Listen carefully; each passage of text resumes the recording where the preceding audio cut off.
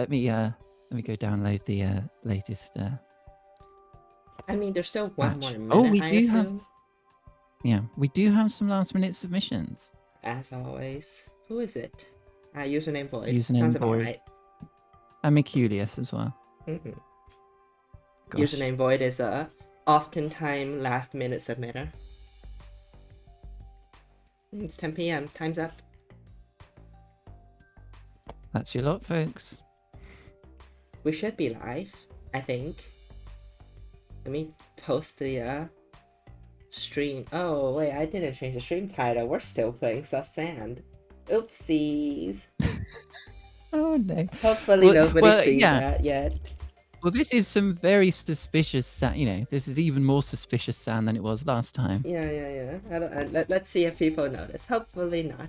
Let me post my Twitch link over on the Discord channel. Oh, I can hear myself. That's no good. One bist is quite enough, thank you. Well, you don't want 2 bists?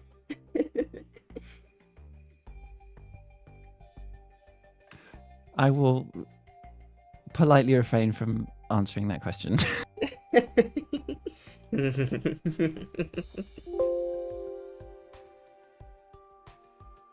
If I had a nickel for every bist that is in this stream.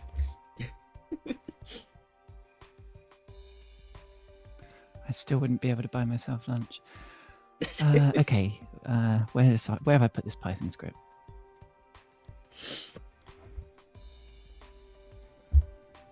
Hi everyone in the chat, and by everyone I mean hello Jasper specifically.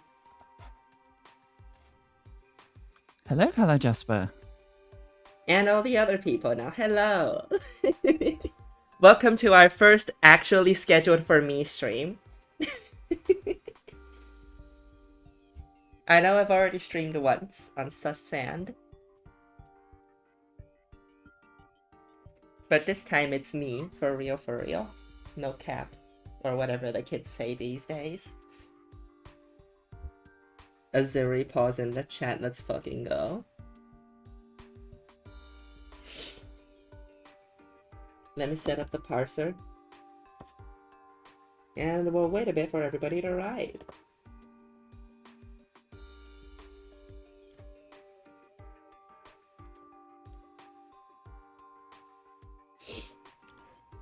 Whoa, you can earn pause. Yeah, hell yeah. None of the,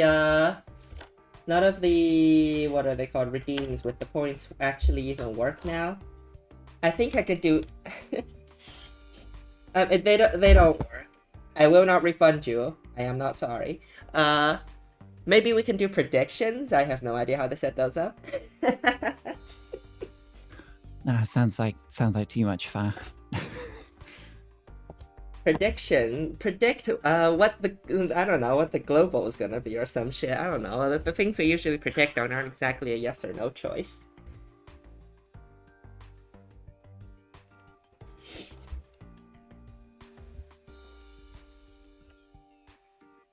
They're fully disabled? Good to know that past bit is smart and fully disabled them.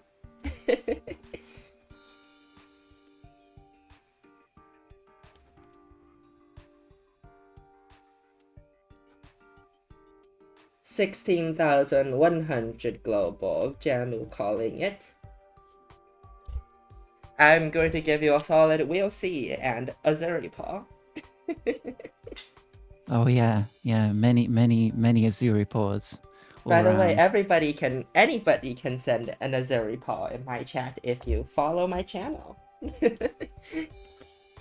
We're inclusive here. Everyone can indulge. Gets an Azuripaw, yeah. Wow, really bold claim here from RPO. I bet I could get under 250,000. Yeah, I don't think you'll find many takers for that bet. I think anybody that's submitted can be under that. Inside the range. Yeah. Somebody's gonna submit something right outside the range and they're not even gonna appear in the first section of the stream because my parser filters that out. Didn't last year was it who was it who submitted like one solution that shaved like 2 pixels out of the square or something. It was like a ridiculous solve. 720p should be the normal amount. 160p is probably just your internet being Who's shitty. getting They'll probably adjust that. 160p? That's Albatross. No, who is getting? Yeah, okay, I get it. Yeah, it's not so good when someone else does it, huh? I will fully accept this fate. It's funny. Yeah, okay, I have to admit, now that I've done it to someone else, feels pretty good. Look, it took me a little bit to react.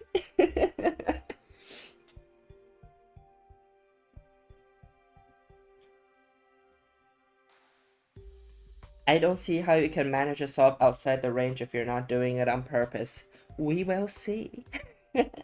Also, if anybody wants to come and join us in the chat whenever it's your solves being shown, just let me know in the Twitch chat. And then hop into the channel and I'll invite you on for your solves.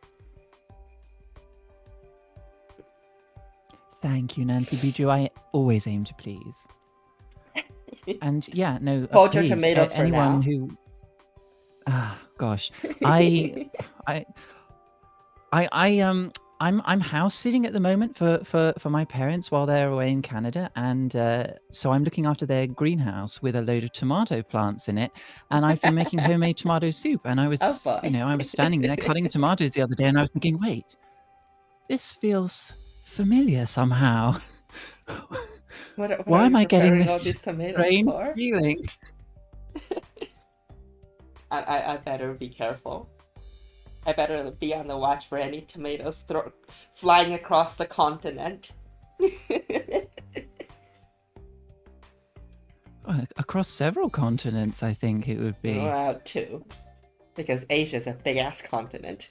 In any case, I can't throw them that far. No, Not with that tomatoes first. attitude. Time to learn rocket science just to throw tomatoes at me. But alright, since you were more involved with coming up with this puzzle, why don't you start talking about it? Because I need to save my voice. Yeah, sure. Are we... Yeah, we're going now. Okay. Yeah, so welcome everyone to week 4, Pareto Poppers. This is our Pareto week, obviously. It's in the name. When I first came to the Weeklies team, having another Pareto week was really the main thing on my mind, and it was the thing that I sort of first started working on ideas for. And I looked a lot at, and I studied Sophic Mercury a lot, even though I wasn't here when that puzzle happened last year. And I wanted us to have something slightly different. I was hoping that we could have a puzzle based around duplication. Something that wasn't metal, mostly. something non-metals, hopefully with duplication, but with potentially multiple inputs that, there would be a trade-off, similar to how in Sophic Mercury there was a trade-off between purification and projection in the mid-range in particular, which drove a lot of the interest in that puzzle. So that was what I came to the Weekly team with. And it was Panic who suggested the puzzle as you have all come to know it. So I did some play tests for it initially, and we thought it looked good. So we sort of settled on it, and then I did some more play testing. And are you having fun there, Vist? It's like the Subway Surfers in the bottom right corner. Ignore it and continue.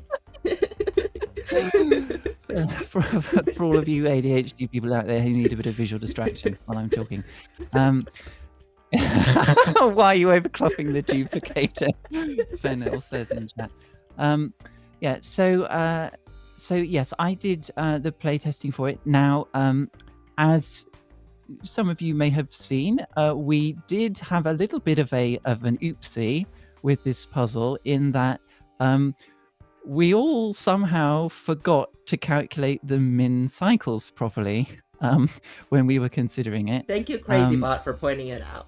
To be the Yes, first thank person you to very point much. it out. Yes.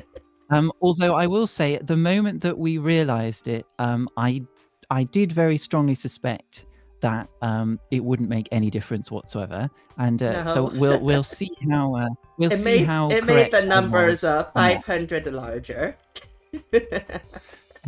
Yeah. But so yes, I wanted to just say all of that to get it out of the way, because I don't really want to take up too much time while we're looking at the solves talking about my own experience with the puzzle. But yeah, Yeah, we'll talk more about the experience of solving once we get to your placement. Yes, absolutely. Just a word about the story for this puzzle, I guess, since it was quite nice to see some people in their notes referring to it. The idea is that this puzzle was produced. It's a historical puzzle produced by Professor Pareto of the Imperial University to teach his students how to optimize things properly. Quite fitting, given his heritage. But unfortunately, it got him and the student body into trouble because the students were pranking everyone a bit too much. Yeah, it was quite fun to see people riffing on that a bit in their notes. Anyway, that's all really I wanted to say at the top. So unless you had anything you wanted to say, I guess we can get started. I just wanted to say the name, which I think I came up with, is based off those little firework things we throw on the ground and they go pop. It's those little things. Yeah, lots of the cultures have got different names, like I like whippersnappers or pop bangs or whatever. There is also another thing called a popper, but we won't go into that. There's a lot of things called poppers, actually. Yeah, some of them are more safe for work than others. All right. Over here we call them shuai pao. Just in Chinese. It means how do I say swing pop. I can't translate that word. Just call them poppers. All right, we should be good to go then. That's a good enough introduction to the puzzle. So first off, we will be starting as is with the Pareto tradition at 249,990 Pareto bucks. That's what we're calling it this time. Vilfuck. Making one single worst possible solution included inside the square. Everyone amazing. I have not seen the solution. Oh dear God. Sorry, that reaction was not actually to the solution. It was to the notes. To the amount of notes? I am not reading them all. It's like 5,000 words. I am not reading it. I will read a few lines of these notes because I just want to... You go ahead, I just want to... yes, I just want to give a taste of what we're looking at. Every cycle in my design is a heartbeat of precision. I don't solve puzzles, I compose symphonies in motion. The hex grid isn't a board, it's my battlefield of brilliance. When space is tight, my creativity expands. Each arm in my machine knows the dance before I teach it. Constraints don't limit me, they sculpt my legend. I don't place glyphs, I summon alchemy. My solutions don't run, they flow like poetry. When what others see as clutter, I refine into harmony. Even my failures leave behind elegant blueprints. I'm not just saving cycles, I'm crafting time itself. And then another like 500 or 600 lines exactly like that one, like these. It's ChatGPT generated, in case you're curious. It's AI slop. It's AI slop, but it's entertainingly specific AI slop. So it's Opus Magnum specific AI slop at my request, because it used to just be CS:GO. I told Vilfuck, if you're gonna post like this, at least make it Opus Magnum related. Thank you. Oh, Albatross okay. So that asks. so Hmm? Oh, you go no, first. sorry, you go. I was just saying Albatross asks if it's global. Well, evidently not, but in case it's not clear, it's in the overlay. It tells you this is a local solution. I have a feeling we're going to be seeing that question a lot. So just to cut it off, it will be clear when things are on. Well, actually, no. It's clear that this is not on the global burrito. I The mean, lower down we go, it might get a bit less obvious. in case it isn't clear for the rest of the solves as well, I mean, it's going to be in the top left corner. If it says local, it's a local burrito. If it says global, it's a global burrito. If it's a new global burrito, I will mention it as a new global burrito. If it's not in local or a global burrito, nothing will be written there. That is how the overlay will be working today. And once we move on with the rest of the solutions, I will actually explain again what the bottom left means, because right now it means practically nothing.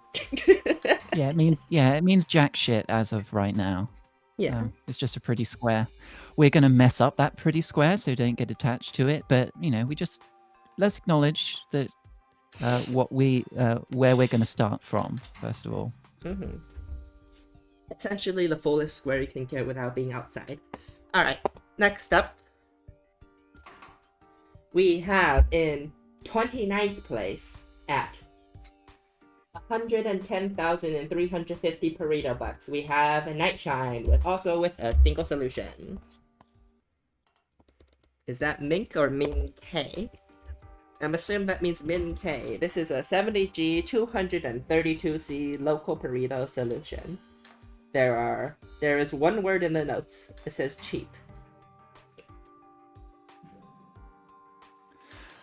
Oh, and I suppose just to clarify for those who maybe are not familiar with some of the terminology that we're using, when we say a solution is a local Pareto, what that means is that among all the solutions that the contestant themselves submitted, it is the one which is optimal for that price and cycles. A global means that it's optimal for that cost and cycles out of everybody who submitted. But yeah, so Nightshine's got one local because there's only one solution and it's not beaten by any of the others that they submitted. So yeah. Also, for things on the Pareto graph, that is the Pareto curve or Pareto rectangle Frontier thing. Yeah. And the number is the Pareto score this submitter has achieved. The 0 is how many of their solves are global Pareto, and the 1 is how many solves are in their local Pareto. That is what the numbers represent.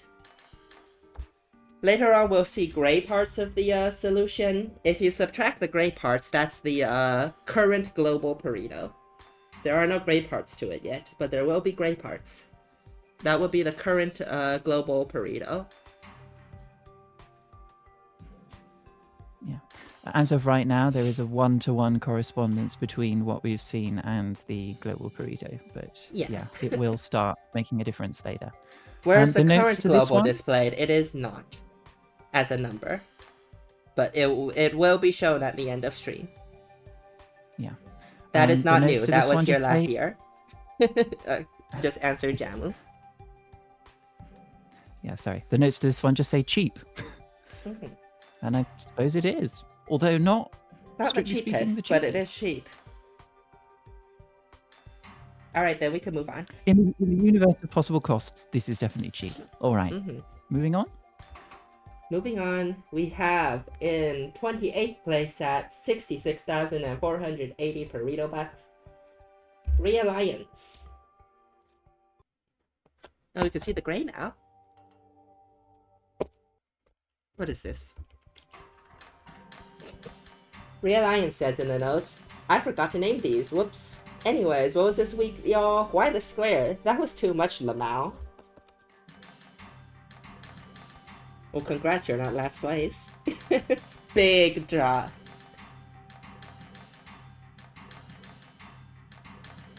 These drops are unreal. Will they continue?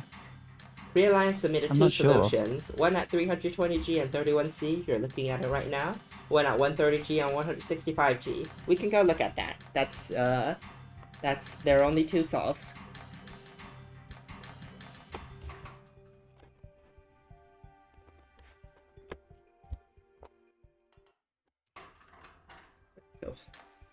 What? What? Excuse me? Goodness. Thank you, I think maybe does Realigns maybe have a small monitor and forgot to delete the glyphs I don't think because it they were off matters. screen? The next solve is about 20,000 Pareto bucks away, so I don't think it matters, but they are flex glyphs. For real, for real.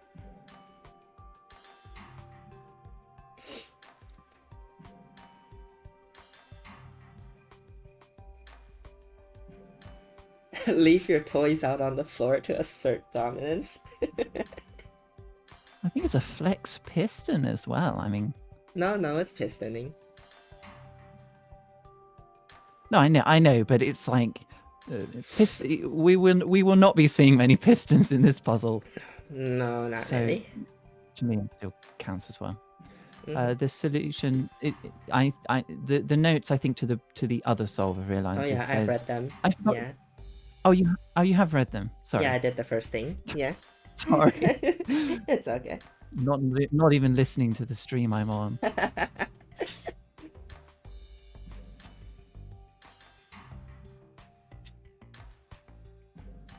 All right. Next up, we have someone who has submitted one solution. And it is a global Pareto solution. Thank you, Calioresis. Our first global. Thank you, Calioresis. Everybody, if you have worse cycles in this on min cost, I'm sorry. Yeah. Min GC is 60G and 149 cycles. Yeah, I won't say anymore, but I know there are a fair few people who are going to be rips, as Hella Jasper. This reveal is coming to you quite early in the stream. Last time it took forever for us to get to true min GC. Yeah, so this is part of the magic of Pareto Week, is that everyone is attempting to find these global Paretos, but no one is 100% certain of them until we start pooling hundreds of solutions together and comparing them. And so yeah, I'm sure there were people who have been laboring under the impression for most of this week that they had GC, and yes. Well, nobody has this will not be the first time that this happened. It's okay. RPO says it's okay. Getting GC is like wasting time on CG, right? Right. Those two question marks are doing a lot of work in your comment, RPO. This is the explosive vial solve. Ah, yes, the explosive vial allegations have not been cleared.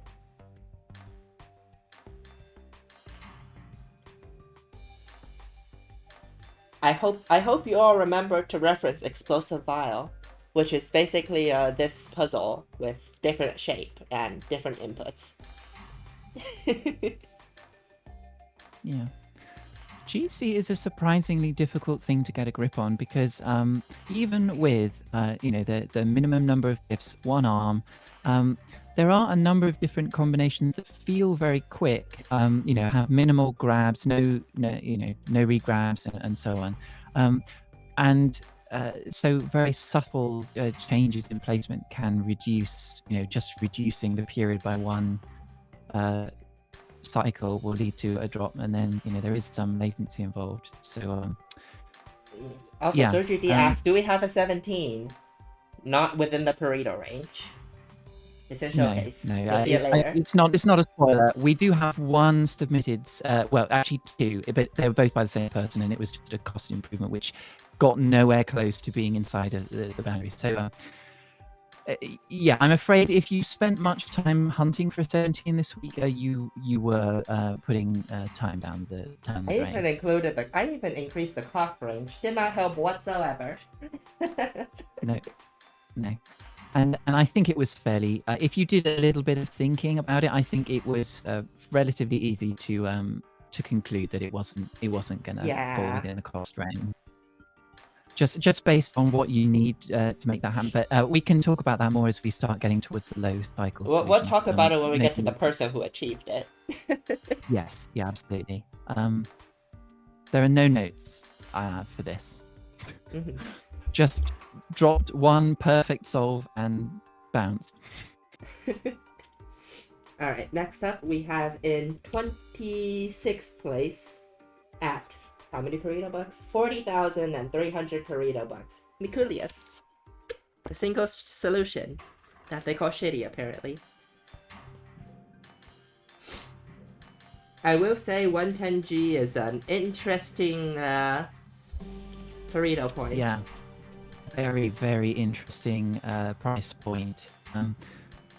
Yeah, one of the things that we knew coming in, but that we had emphasized to us over the course of this week was that there are actually a lot of different breakpoints for cost exchanges within the puzzles, as in points where you can start to afford multi-arms, or bits of track, or slightly different combinations of glyphs, and we had identified some of them through playtesting, but others we had not.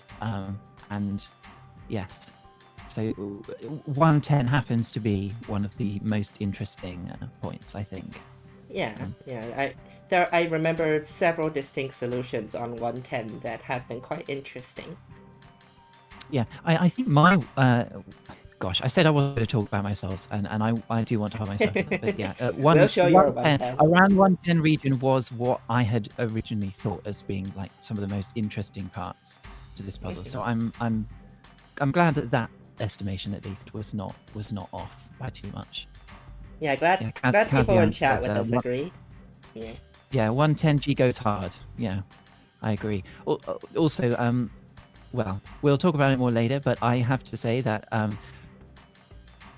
as somebody who was thinking a lot about Sum and Sum 4 while I was testing this puzzle, I'm really happy that we did have some people quite hotly contesting the Sum record all throughout the week. Mostly And Goodbye so Galaxy. Because Goodbye most Galaxy is our Goodbye local Galaxy, Sum main. yeah, but Other people were a optimizing number of for other the people. Pareto and happened to get some good sum solves. Yeah, there are no notes to this solution. Alrighty. Next up, we have in 25th place with 34,290 Pareto bucks. We have username Void. I'm sorry, username Void. This is a local Pareto. You do have notes though. It says, probably the best of the set. Didn't have a ton of time. I can see a giant bar to the left of this Pareto graph. So nothing lower in cycles. All of these are relatively low cost and not a lot of cycles. Yeah, and not like very low cycles.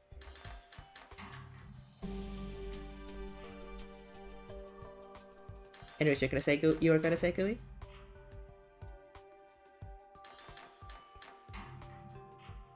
Sorry, what I was going to say was I think username Void was the last person to submit this week. Yeah, very last moment.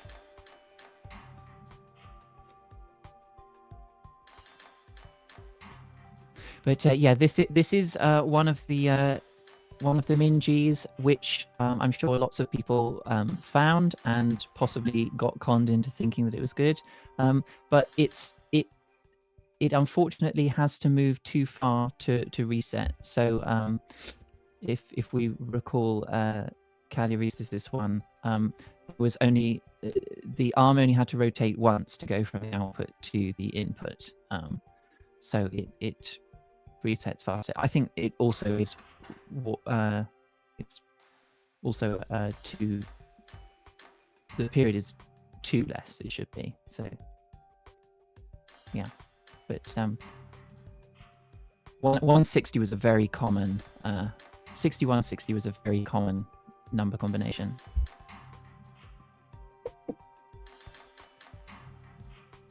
Username does not have a notable 110 to look at, so we shall continue, because I was curious if he did. Alright, next up we have... Am I unmuted by the way? I should be unmuted. Yeah, I am.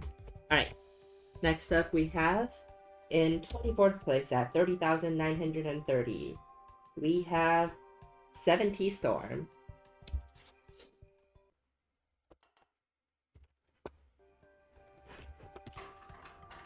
This is their 70G solution. This is not even on 70 Storm's Pareto, but it has the most notes.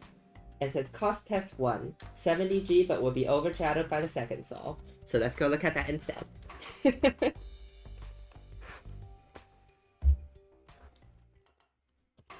There we go. The notes of this one says, second 70G solve, a bit faster, will overshadow the first 70G solve. Thank you, 70 Storm. Yes, so 70G is also an interesting one. It's the moment where you can start to make the choice between adding a second, or it's the moment where the cost trade-off between duplication and calcification starts coming into play. So obviously min G, you have only the fire input and you calcify one of them. But at 70G, you can do this instead, and so the possibility space opens up a little bit. 70G will be another interesting one to look at. I think there's not as much variety though, but it's still interesting. No, there's not so much variety, but I think it's another one that caught a lot of people out.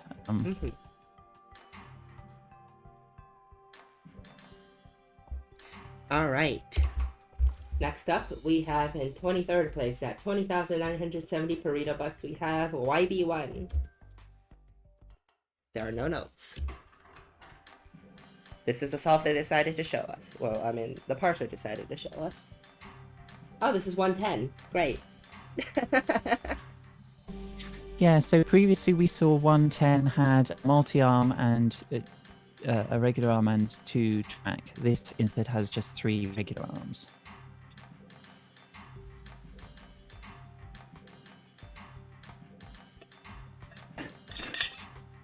Ominous comment from RPO. 3 arms, ... Alright, no notes, we can move on. Next up, we have in 22nd place at 19,580, we have Trixie Kagami Alchemy Company. Do you mind if I read these? Sure, go ahead. Less well documented is the inciting incident that got the ban on Pareto poppers officially put into place.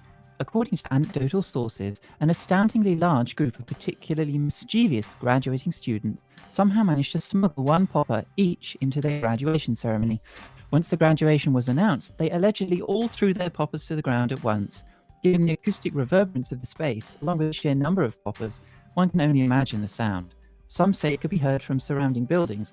Quite possibly it resounded across the whole campus. Regardless, you can see why the faculty might not have been too happy. And then there's the line to say that there's a line break to separate the law from the solve notes, as is tradition. This was my first real foray into Pareto, and it was very satisfying seeing the curve go down.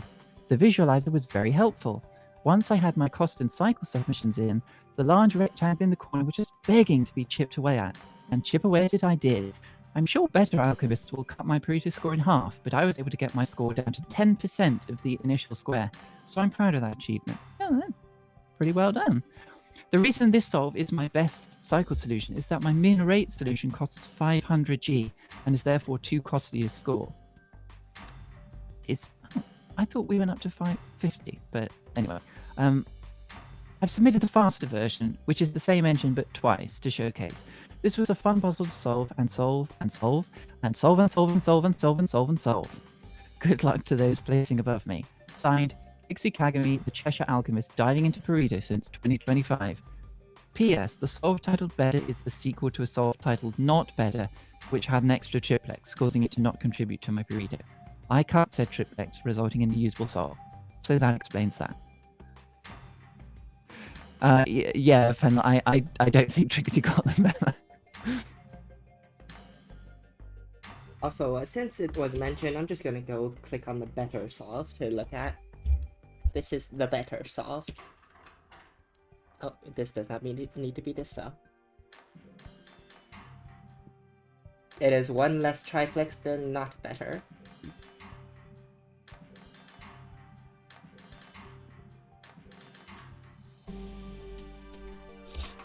Alright, in that case, we're moving on. Interesting. Yeah.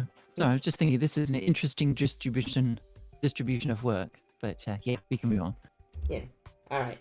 Next up, we have in 21st place at 13,880 NB Ventus. Whoa, wow, it's another 110G. Amazing. Astonishing. Quite a bit faster than the previous one.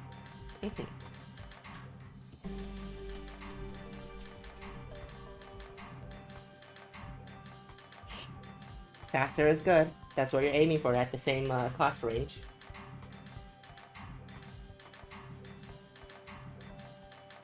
You want to read the notes?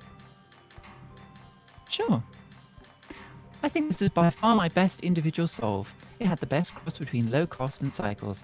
I'm adding extra words to indicate this is the best solve I want shown. I hope this is enough words.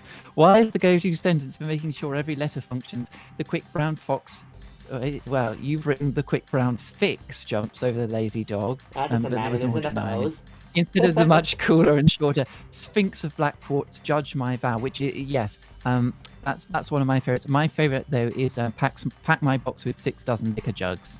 That's from a story, isn't it? Yeah, I think so. I like the 5 boxing wizards jump quickly. We've had a request to show the new cycles min that MB Ventus has. Which one? MB Ventus has the cycles min? Well, no, it's the lowest cycle solve that we've had so far. It's 500G. It's the 500G 25 cycles. Ah, okay. Does it mention it anymore? No, but Vilfuck's asked to see it. All right. Oh, probably from the Pareto graph. Here it is. This one also has notes. You can read it. You're the notes reader now. Oh, no, sorry, I don't. Oh no, wait, sorry, no, I've got them here. I don't know if this is min cycles. I'm sorry, MB Ventus is not min cycles. Well, probably not since I started optimizing for cycles. But if nothing else, I have a nice Critelli placement. Yeah, that Critelli is used, but it's a nice and symmetric one nonetheless. Yeah, just in case you didn't know, min cycles is whatever the minimum of our range is. Unfortunately, we calculated that wrong, and that was a whole fiasco. Don't worry about it.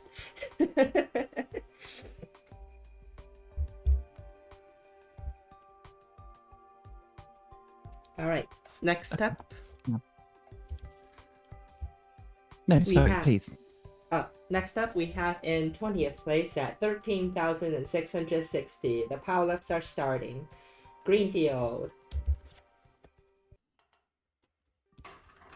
That is a hex track arm. That is a hex arm track. Oh, but wow, okay. Bricking, really? We bricking out here. I love this. This is beautiful. This is great. I wish Biggie was here to see this. Also, Greenfield says, this is my fastest solve. I'm scared to see what behemoth of arms the min cycle solve is. It is a behemoth of arms, I'll tell you that much. Well, less so a behemoth even of more arms, nice, it's more so a behemoth. Yeah, it's a behemoth of triplex splits. Yeah, we'll talk about it more later on, but as your latency, well, because this is a triplex puzzle, as your cycles count gets lower and you stop caring about getting your rate down so much, it becomes all about latency, and triplex is well, it can be quite awkward to sort of counteract the latency that the triplex glyph kind of forces you into. Triplex doing has it. notoriously slow latency. Yeah, and so yeah, there are a number of different ways to go about dealing with it, but at the top end, it mostly just amounts to having to buy many, many more of them. Also, CrazyBot says, could that track not be trapezoidal? No, it looks perfect as a hexagon. Sometimes you just, I wonder whether you even think about what comes out of your mouth, crazy bot. How dare you? Hexagons are bestagons. There is no better track loop. Yes, you can make it a pentagon. It doesn't look perfect as a hexagon because it doesn't have a Cortelli. So true. Well, We have improved I this have a off. feeling- No, I think in deference to our next submitter, who would definitely disagree with this, I think we have to avoid we have to say no to the cheap Crutelli placement here. What's Goodbye Galaxy next? Oh, it is. It is. Gosh, I'm excited. Next up, we have in 19th place at 11,100, we have Goodbye Galaxy, which decides to show us a solve that is not global or local Pareto, but it is a sum solve. No, and but Goodbye Galaxy does actually have our second global, I think, even though yeah, it is. We'll show it, but we're showing this first. Yes. So this is Goodbye Galaxy, as we said before, is one of the people who, person after my own heart, caring more about some than maybe the GC hunt, and this was the strongest contender that he had for some, which is 172, as you can see from the title. And the notes say, not enough time to really dig into the weeds with some, especially since finding Paretos is too fun, but this was as low as I could get. Seems a bit too complicated though, and why aren't hex arms working as good as it seems they should? Anyway, this puzzle is a 10 out of 10 and reignited my joy for this game. More easy puzzles and fewer nightmares, please. Yeah, Me knowing definitely a next solver week. after my own heart. Azuri Paul. Azuri Paul. Also, me knowing which sum solve is better than this. Azuri Paul. Damn, you had to go and spoil that. Yeah, I'm sorry, Goodbye Galaxy. This is not the sum record. It was from the. It was until like about an hour ago. Yeah, until about an hour ago. And you know who you are. You know who you are. But yeah, I was I was like, the instant that it dropped, I was like, holy fuck. But yeah, this is very nice nonetheless, and handily beat many of the other some contenders. So yeah. Anyways, Goodbye Galaxy has a global Pareto point. Let's go look at that one. Anybody who has 100 and G 45 cycles, rejoice. Yes, anyone who's got slower than 45, I'm sorry.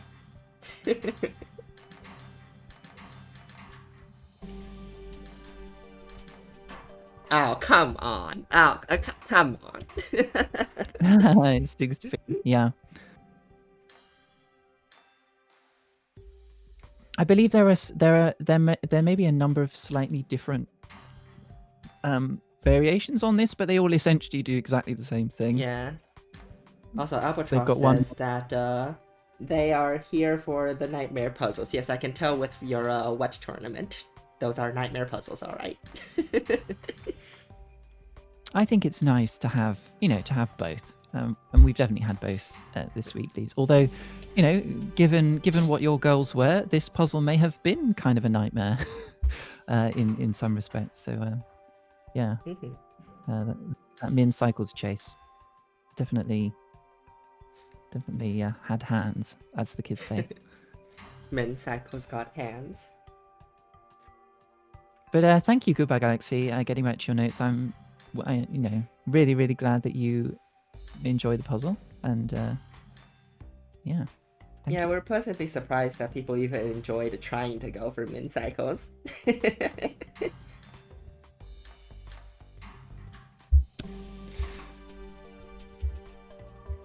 Alright.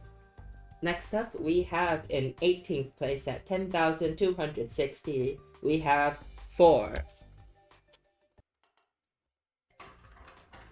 This is a local Pareto point, but 4 or Albatross does have a global that we will look at. A new global, mind you. Just a question about the parser. Does the star mean that it's a unique global, or it's just one we haven't seen before? Just one we haven't seen before. Okay, yeah. Do you want to take these, or shall I?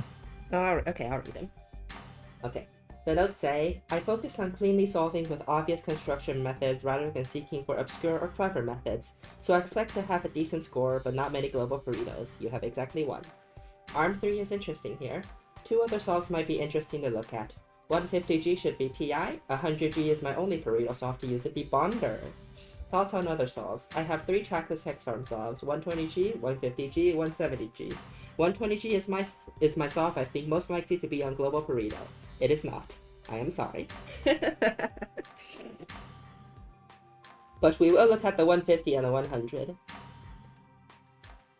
Let me go load them up. Wait for the Pareto. Nancy B. Drew is saying that that their score was a lot lower on the visualizer on the website than it is here. Alright, I'll check. Is that?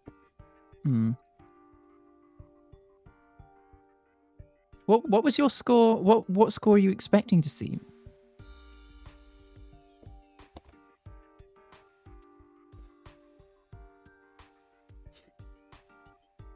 $6,700? Did you submit by... Oh, gosh, that... Did you forget to submit anything? That big of a difference is probably you're forgetting to submit stuff. Yeah. Yeah. I did that, or yeah, when the puzzle initially went live, the visualizer had a slightly different ranges. I can't. It shouldn't account for like a nearly 4,000 point difference, though. No. Maybe it's a combination of that and forgetting to. Yeah. Sorry, Nancy Biju. I can't. We can't really account for that. No, but even if the there should be a 500 difference between the new visualizer and... Oh no, because it was a smaller box too. Yeah, it may have been... If you kept on reopening the old visualizer, it would have done that, yeah. The left edge is 500 points, but not just the left edge. The entire box was expanded by 100 and 100 on each side.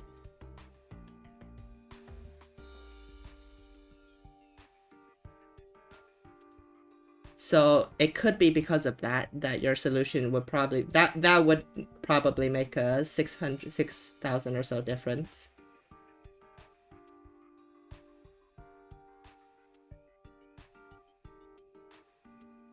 Yeah, the box used to be a size of 400 by 400. We increased it to 500 by 500. So unless you have some solves you have forgot to submit, well, this is the score. Okay, well, yeah. Accept our apologies again. Making sure though, did you have 14 Pareto points? That's the most important.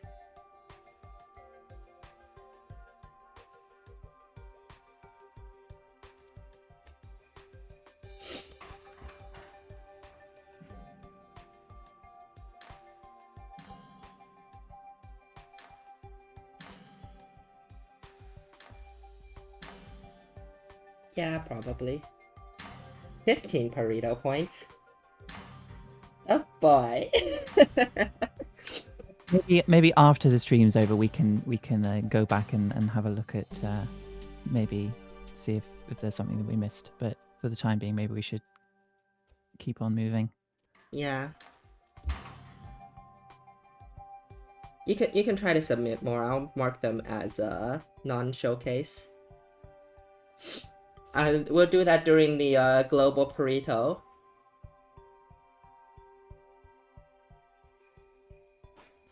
Anyways. Yeah. We're doing... I'll update it during the global Pareto. Anyways, yeah.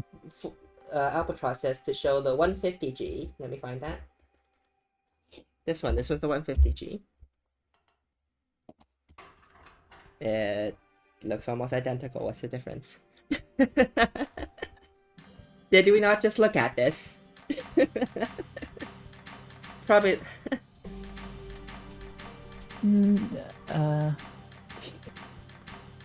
Didn't the previous one have 3 arms?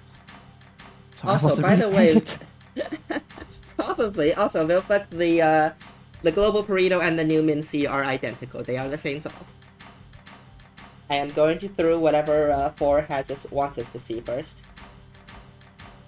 100G is the one with the debonder. I'll show that one.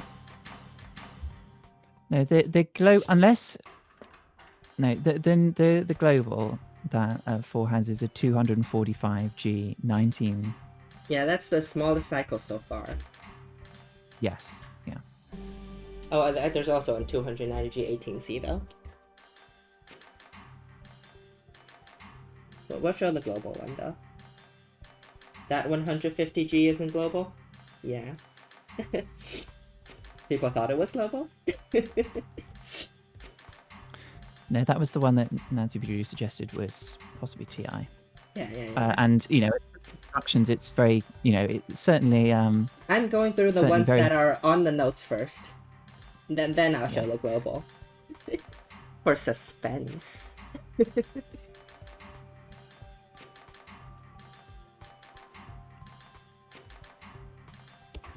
He also mentioned the 120G. Look at that one. He mentioned the 120G as most likely to be on Global Pareto. It isn't. I'm sorry. It's not. This is your Global Pareto solve.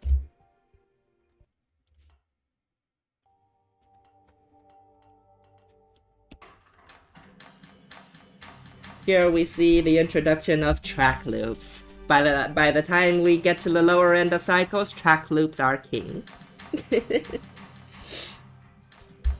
Anybody with worse 19 cycles, I'm sorry.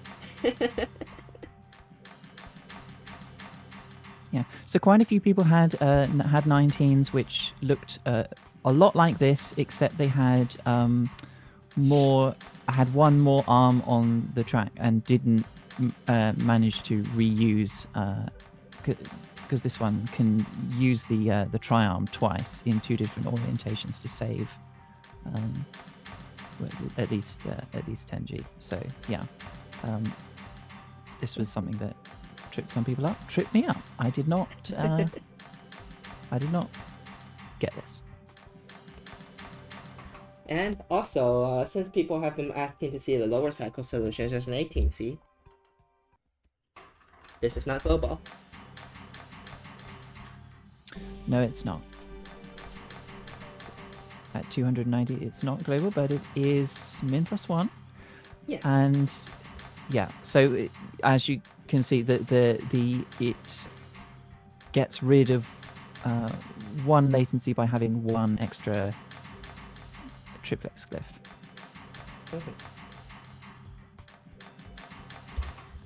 Alright, next up, we have in 17th place, our first sub 10k submitter, we have Ripiv at 9,135. No globals. No globals. So there is, as was the case with Sophic Mercury, there was not necessarily a direct correspondence between the number of globals you got and how good your score was, because, well, for example, Caluresis had a global, but was one of the first people that we saw, I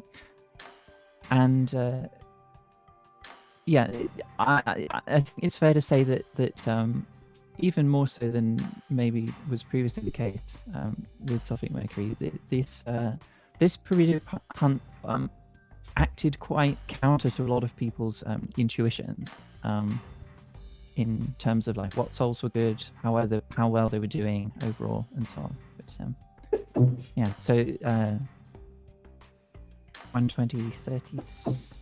This one's, we've seen better than this already, but yeah, but this one has notes are. Yeah, I love and hate this solution because that's right. People saying that's not me. I don't have such a strong opinion. I love and hate it because instead of making it for the metrics, I made it for TI-ish. It just so happened to be a really good Pareto point, or at least much better than most of our others. You This know, is we actually tested the GI Pareto Frontier. yeah, we did, and the AC Pareto front. And Yes, AC. AC. We didn't bother to make a Uh, CA solution, so we decided against it. But the GI Frontier is awfully similar to the GC Pareto Frontier in the middle. Yeah.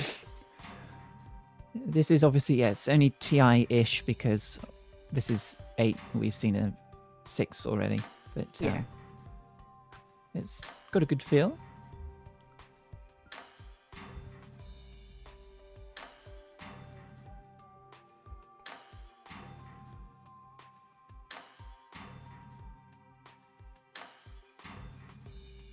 Yeah, Area Bread Bean Queen says Area anything Pareto week seems really hard to design a puzzle for.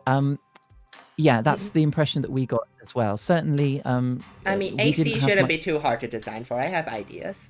You may be seeing it next year. Fair enough, but it was at the very least it was difficult to.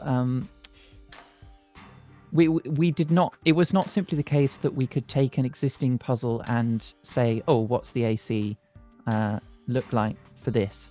And immediately get a good result. It's whereas I think GC it's more common that GC is going to be a generally interesting hunt for almost every puzzle, just because there is kind of like the most direct. It feels like trade-off or correspondence between cost and cycles. Mostly just cost. Cost has very clear trade-offs. Yeah, it's very, very easy to hunt at a certain cost point for the most optimal solution along another given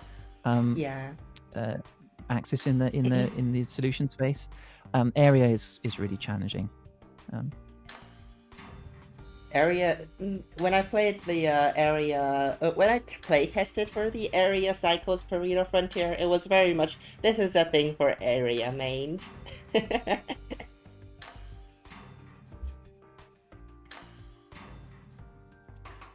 Alright, next up in 16th place, with a whole bunch of solutions, because that just jumped down a whole shit ton, is Sockboy at 8,940 with a global solution, a global Pareto. It's the 70G one. Anybody with this 70G 113C? Yeah. This is the global for 70. Yes, and there's a variation on this that has the same cycle count, and it only differs in order of instructions. I think that this is the only way that you can get 70G. Hello Jasper says, "Oh crap, that's a lot of cycles missed." Yeah, I was really surprised actually that so many people, especially some people who are coming up later, quite a lot of people missed 70G by dozens of cycles in some cases. So it was a price point that really got the better of a lot of people. And I think it's because it's the moment where 2 inputs with a duplicator becomes viable.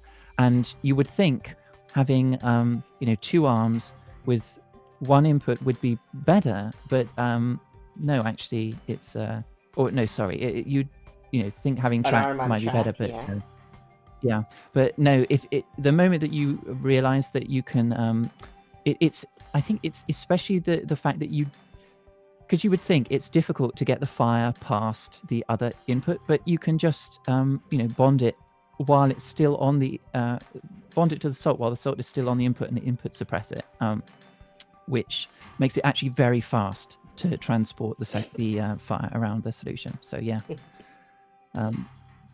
Yeah, I'm very fond of this. GUI came up with this exact solution, almost exact solution, like almost immediately while we were playtesting this.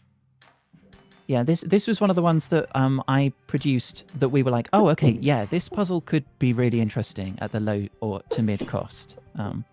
So I'm very glad to see that it was in fact a global.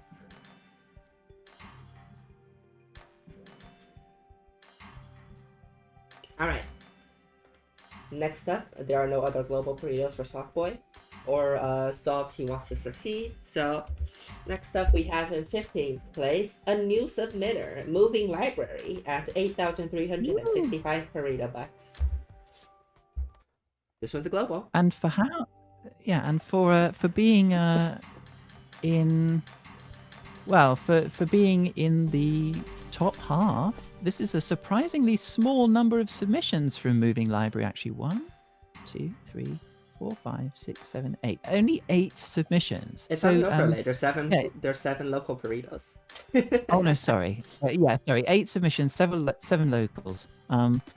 You know, if you make sure that your locals are good, you know, you can get a surprisingly good score with relatively few submissions, depending on how much of the you know, making sure that you eliminate critical points of the curve. Hello Jasper was saying Global Frontier is going to be something like 5,000. Okay, Wow. that's a little bit different from the prediction we had from RPO, I think. Everybody knows they're a Pareto, and everybody is seeing just how much they've missed.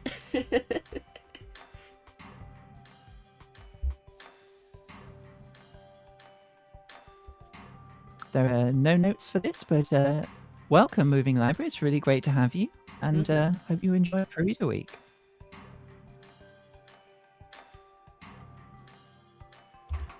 All right, next up, we have in 13th place at 80 Well, wait, what? Pareto We're not going to 40? We're not going to 40 place? Oh, don't act. You know what happened. We have a tie. We have a tie at 13th.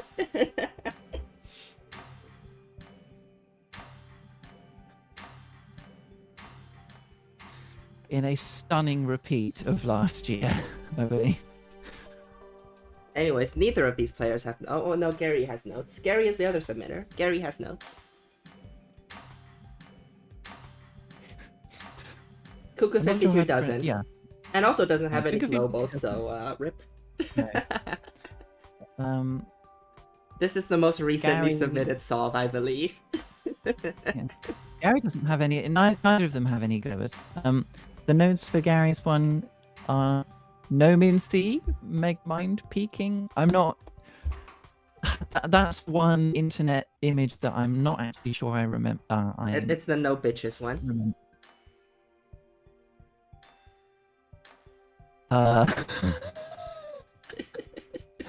The one with Mega Mind. Like, I live under a rock.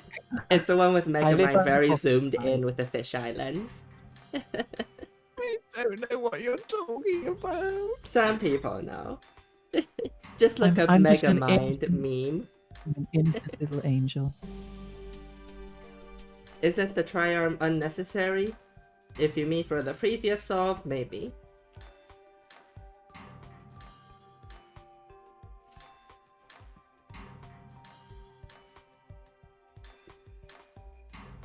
The triumph pushed the last fire. I see.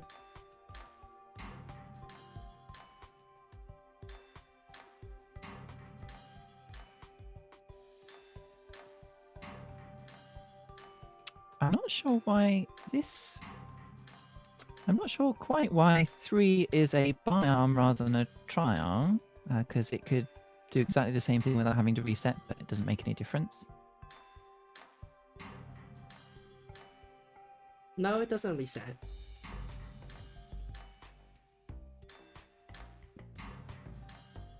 Arm 3 doesn't have the time to reset. No, but I mean, because look where the gripper ends up when it submits. It then has to move one, you know, do one extra rotation to end up where it's going to grab. It could be a triarm and not move at all. Oh, right, true. Yeah. But, you know, instructions don't matter. This is the CG Frontier. No. You're asking why it couldn't be a triarm, I see. 80-50, yet no globals. Well, neither of them. No. But yeah, well done on doing... Well done on the tying. Remarkable. Yeah, there's no point. There's no points or prizes for tying, but you know, everyone is very impressed.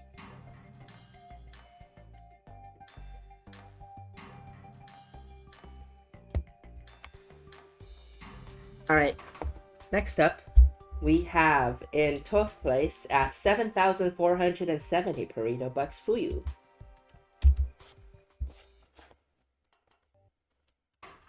What is this?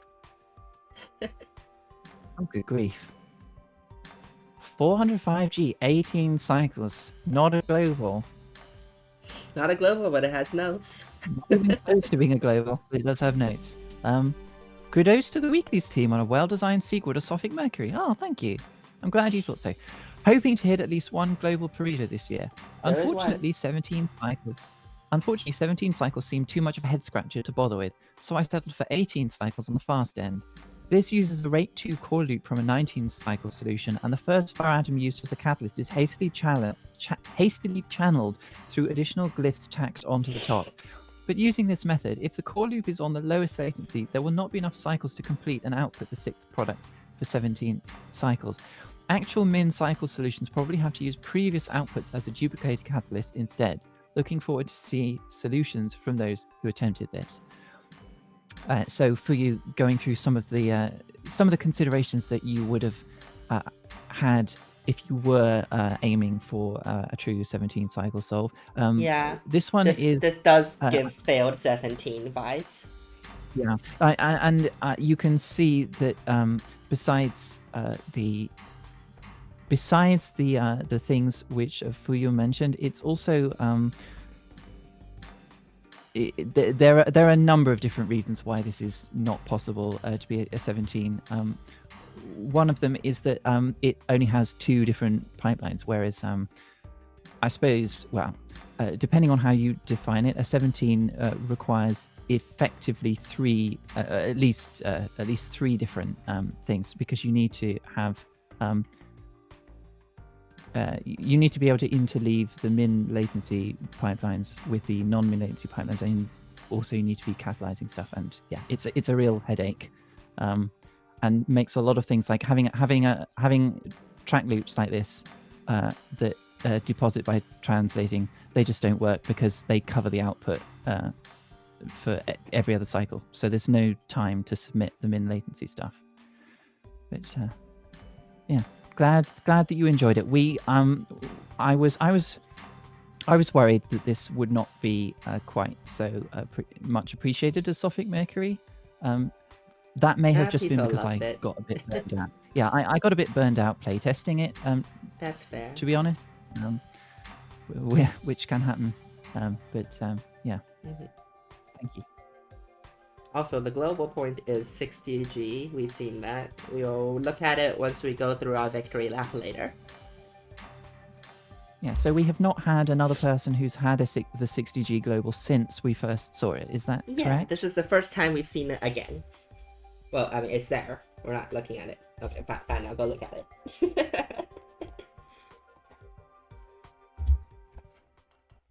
But it's identical, basically. Yeah, has to be. Maybe slightly we don't have to look at it again. Yeah. I think Catalysis went clockwise rather than anti-clockwise. But yeah. Alright, next up we have in 11th place at 7,255 Pareto bucks, we have Avenge Ruler and Skyhawk. No globals.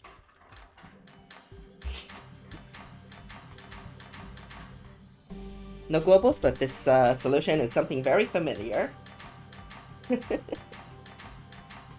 I've seen very similar solves to this one.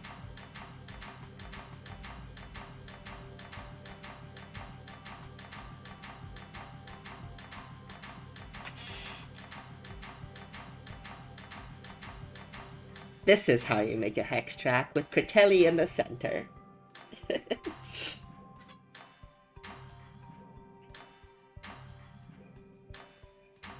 I don't know. I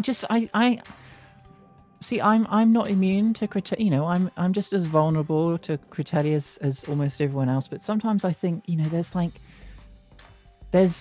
one that's almost, it's too easy to put the Critelli there. Like it's not saying anything artistically by putting it there. So yeah, I don't know. Yeah, nice and very nice output swing as well. It's not in danger really of colliding with anything. but it's fun nonetheless. Hello Jasper says we're seeing much fewer globals per participant than Sophic Mercury. We are. I think it's just the it's just more difficult to find globals on this puzzle. It's more difficult, and also the space is bigger. I'm just in terms relatively of, like, sure there are probably undiscovered globals still out there. yes, I would not take when at the end of the stream we go through the list of globals, I would not take that as a list of known of actual global Paretos. Yeah, that's just the known ones. Whereas with Sophic Mercury, I think it's been borne out that the stream had all of them, and there were no improvements to be made. So also, a slight improvement from solves I've seen from later solutions. You can just pivot; it does the same thing. Yes, yeah. Although it's not going. Oh no, yes, no, sorry. There are some arrangements where you can't just do that because it would start crashing into things. But yeah. Yeah, free 10G. Yeah. So, yeah, like as good a demonstration as you'll find that, you know, sometimes you can have a good idea, but then there'll be an even better idea hiding in it, and that's Pareto bucks. That's Pareto bucks you're missing. Also notes. The note says, shoutouts to Kaizen and Rimworld for taking time away from ourselves this week. Right, Kaizen came out right in the middle of this week. Yeah, sound off in the chat if you've been hard at work at the factory this week. I still haven't gotten the game. I should. Much myself. I've seen some incredible low cost solutions by who was it? Like, I know Rebix was in there. I haven't been spoiled, but I'm looking forward to trying to get them. It's nuts. It's really crazy what you can do. But yeah. All right. Next up, in 10th place, we have at 6,425 points. What a drop! We have Spec 98 with another global. You're looking at it. This is a new global. What the hell is this? I have not seen the solution. What the hell is this?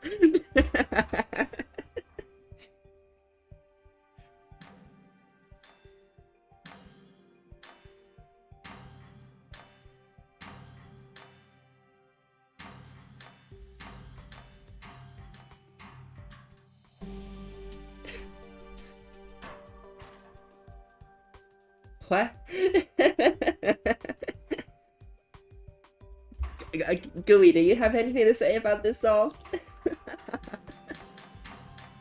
Oh, sorry. I have been talking, but I was pushing the wrong push to talk button. But yeah. Yeah. This is using a catalyst, and then it is able to recycle the extra arm that pulls the catalyst in order to speed up the rate of pulling the salt input as well. Yeah, a lot of people missed catalysis. This kind of catalysis, myself included. If you've got the duplicator there, it saves 1 latency for every product, and actually as people found, makes some geometry noticeably easier. So yeah, again, not surprised that there are, this is make fair few people scratching their heads looking at this. It's basically Catalyst with some weird setup to make that Catalyst work. Otherwise, it's the track loop. We all love track loops. Who is half-barling in chat? I'm curious. Next time I should include like your Twitch username in the submitting box. You could totally make this loop. You could. Spec 98 did not put in the effort. There is also a min cost and a 19C solution as the other 2 globals. We will look at this later. Alright, next up we have Oh yeah, we're in top 10 already. Damn, okay. Next up, we have in 9th place. We have at 6,415. We have Team Genie Jambot 69. Which is a team consisting of Genius 42, Jamu, and Crazybot 27. Yes, 27 is 42 versus 69. It says that on the overlay. Oh, Pac-Man track.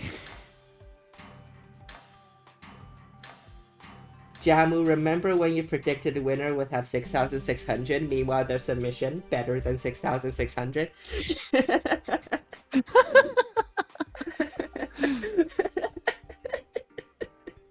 Oh, this does a reset. The arms are just vibing until they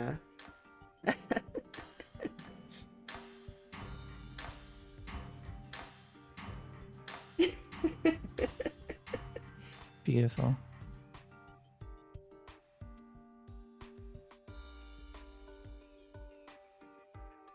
The notes say, Min C +1. Honestly do not think 17 is worth the effort due to wacky geometry. And the 500G budget restriction is a pain, so... ... By Jamu. There is a new global, by the way. We will go look at that. Otherwise, there are 3 globals in this, Thank you, Bread Bean Queen, for your comment. That one's for me. That one's for me and relatively few other people, I think, but I appreciate that. I don't get it. Pac-Man track, Pac-Man track, Pac-Man track, and it's black and white cat. No, I don't know how to adapt that song. But yeah, the new one is 75G 112. Yes? 75G 112C. We'll go look at that. This is the new Pareto point. If you don't have... I don't think most people have a 75G point. No, if you miss the 70G 113, you're... well, I mean, you probably wouldn't have thought to look in this part of the space either. Although it's interesting that this goes back to just the one input and is faster by virtue of the triangle, but not that much because it's having to do more grabs. So yeah, very, very fun. I think that this ends up only one cycle faster than the previous point on the curve. The other global points are 60G, the min cost, and 165G. Wait, we've seen 165G? What? Have we seen 165G? People going wild in the chat for Triangle Track. Yeah, Triangle Track, underrated. Well, no, not underrated. I think rated exactly as much as it deserves, which is quite highly. Oh, we have seen 165G by Moving Library. Okay.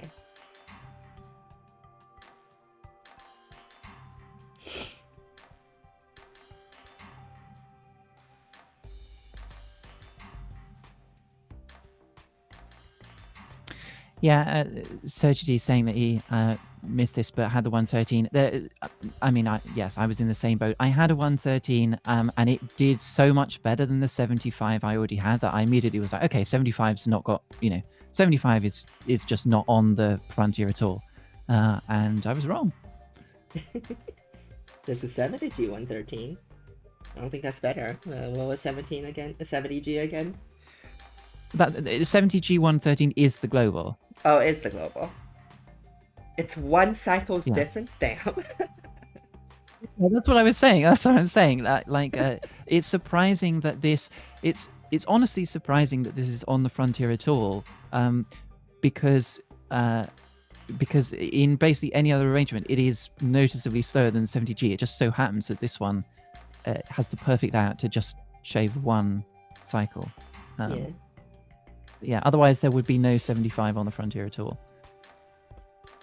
Alright, next up we have in 8th place, at 6,240, we have Biggie! Our previous Pareto champion is on holiday this week, so she didn't have nearly enough time to put into this one. She has two new globals, both are new.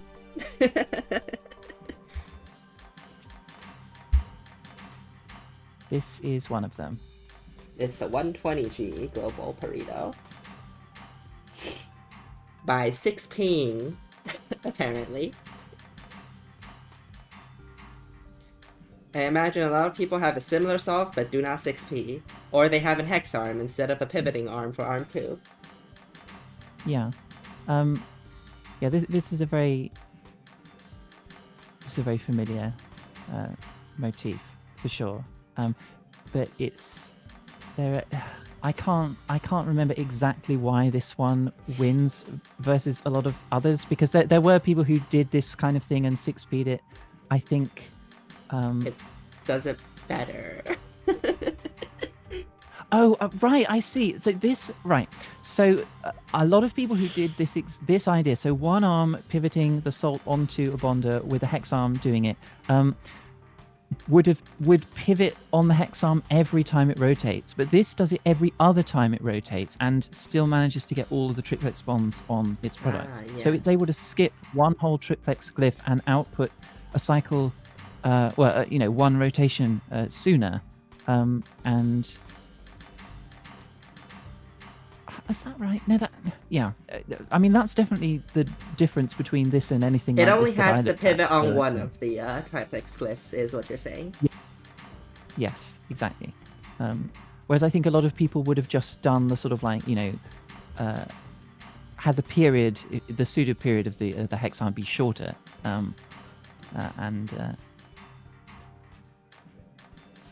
yeah. So anyway.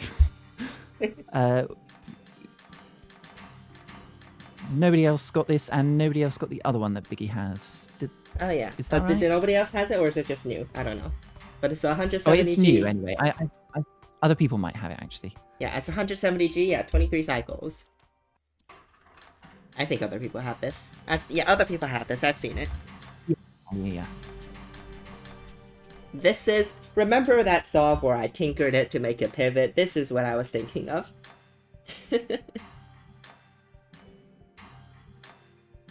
Kelly Reset submitted one scoring solve. It was GC. It was global.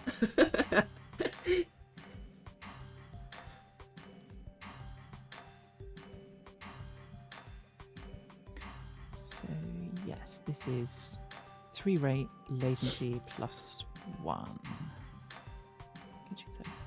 But yeah, this is very similar to the solve I tinkered, but like first of all, it doesn't have the hex arm, it has the pivot arm. Same amount of instructions, 10 less cost, and it has a better track loop.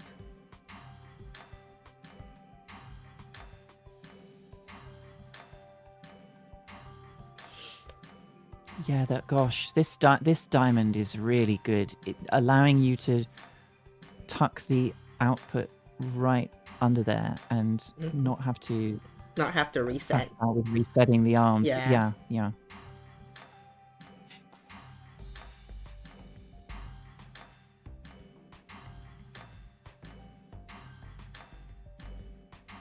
Sergi D says, I do not pivot salt on any 3R solve. Oof. Yeah. Yeah. Yeah, gotcha. This, it's only 3 atoms. 2 inputs, 3 atoms. Not all that complicated, but still lots that you can miss. Damn this pivot tech. Apparently RPO also missed it.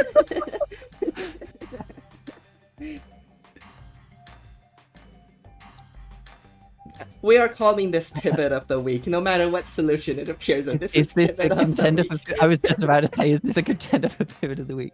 Doesn't any 3R pivot? Any 3R input pivot. We are calling pivot of the week.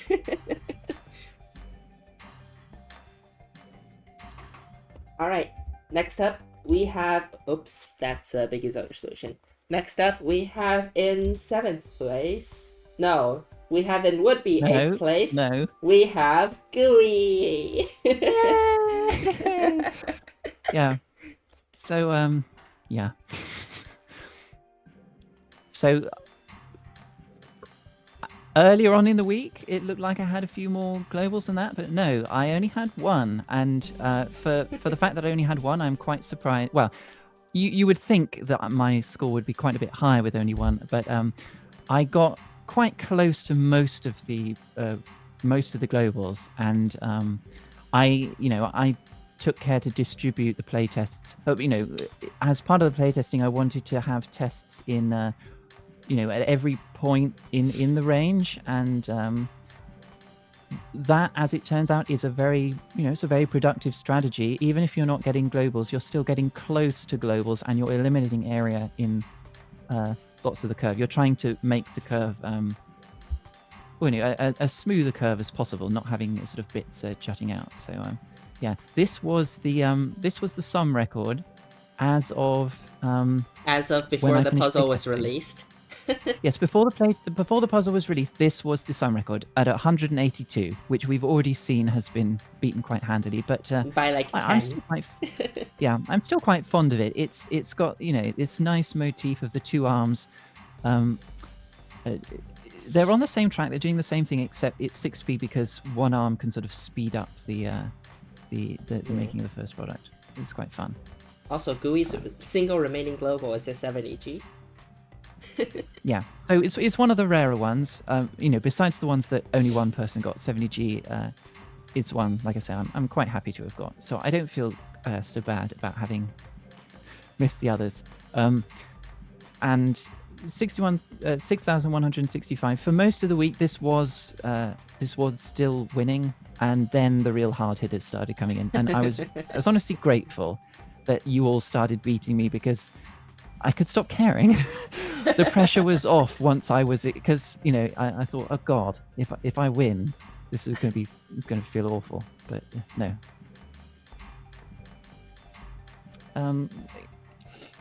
Is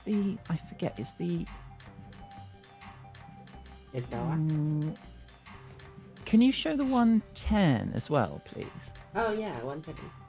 We were talking about 110s and then we proceeded to not show any of them.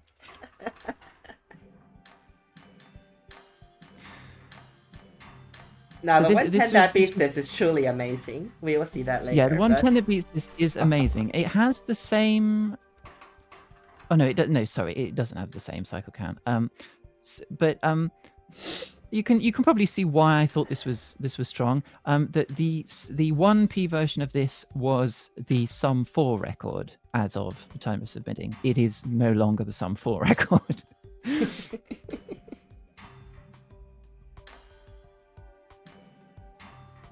But yeah, no. I wonder who half O-ring is in chat. Half O-ring? Half O-ring? I wonder who they submitted as. Because I've been seeing them say "come on" like several times. Yeah, I'm not sorry. We're not sure what you're referring to. Anyway, that's enough about me. Time to get the people who were everybody who beat genuinely good at this puzzle. We have in 7th place at 5,980. We have whip noise sounds. Okay, this is an amazing ADG. Bet y'all didn't expect Deep Bonder. Yeah, this is legitimately crazy. It's not unique. I saw someone else with it later on. Oh, they did. Okay, so last year, had a unique ATG global, which thoroughly wowed everyone. It was 6p and had a truly bizarre construction method. This one is this is a 2p tape loop. Yeah, I remember who the other person is. I'm not revealing it. Yeah, but yeah, amazing. Like solves like this, when they were coming in, with a moment where I was like, oh holy shit, I did not understand this puzzle in the way that some of you understood this puzzle. That's the good thing about the community. We see things that some people see things that other people don't, and we get to fill in each other's blind spots. That's the word. Yeah, but this is what I really love about Pareto as a competitive metric. It's that we've got people in our community who have done some truly bonkers things. I mean, especially in the last few months, some of the most notorious cycles records have been thoroughly demolished. Ti in certain puzzles has seen some truly off the wall crazy new developments, but still we have we can all come together and be wowed by a 2-arm 80G solve on a puzzle which With a is not in the debonder. least bit difficult. Wow, Like debonder. Oh my god. the amount of entertainment that you get out of Pareto is, I think, unrivaled by almost anything else. So yeah. Thank The you. other global that Witchfish has is 70G. We've seen that one. They're all basically identical.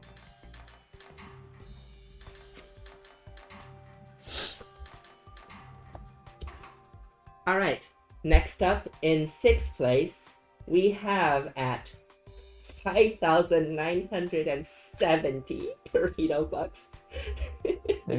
10 better. 10 better. We have Silex Away with the best 110G. This is unique, if I recall correctly. Yes, I believe so. Catalyst. Yeah, Catalyst. This was one of those this is one of the souls that I saw come in, and I was like, oh, holy shit.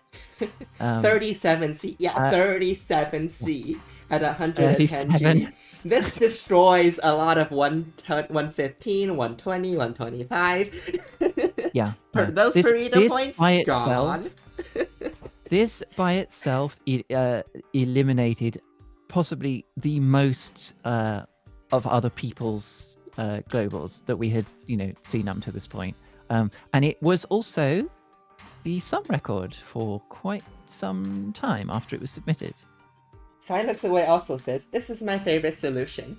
Yeah, it better be. It's I think well, it's hard to say, hard to choose your favorite children. Not that they're my children, but this is definitely up there. We got a lot of fun out of losing our minds over this one. Also, Silex Away has 4 globals. I think that's the most so far. I think that is the most so far, yeah. The other ones are 100G, 165G, and 245G.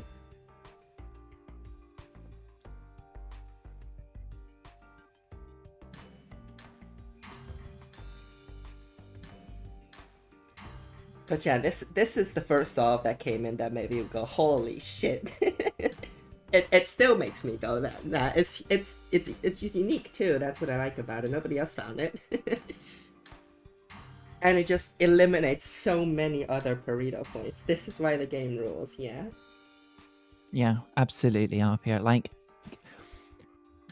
I obviously I wish I knew what it felt like for Witchpush to come up with this, but I certainly know how I felt when I first saw it. Oh, sorry, Silex. Oh gosh, no, I'm so sorry. All of the good players just sort of blend together in my head because they've been blowing my mind so much. But yeah, like it was just fun enough by itself watching these come in. Yeah, it's value for money entertainment if ever there was one. All right. Next up, we have in 5th place at 5,815 Pareto bucks. We have Mr. Arpiozo with 3 globals, but 2 of them are new. Yeah, so fewer globals, but better mid-range point elimination, I think. This one has suppression. Wow. Oh, wow. Okay, not seen this one. This one has notes. You can do this with 90G? Whoa, okay.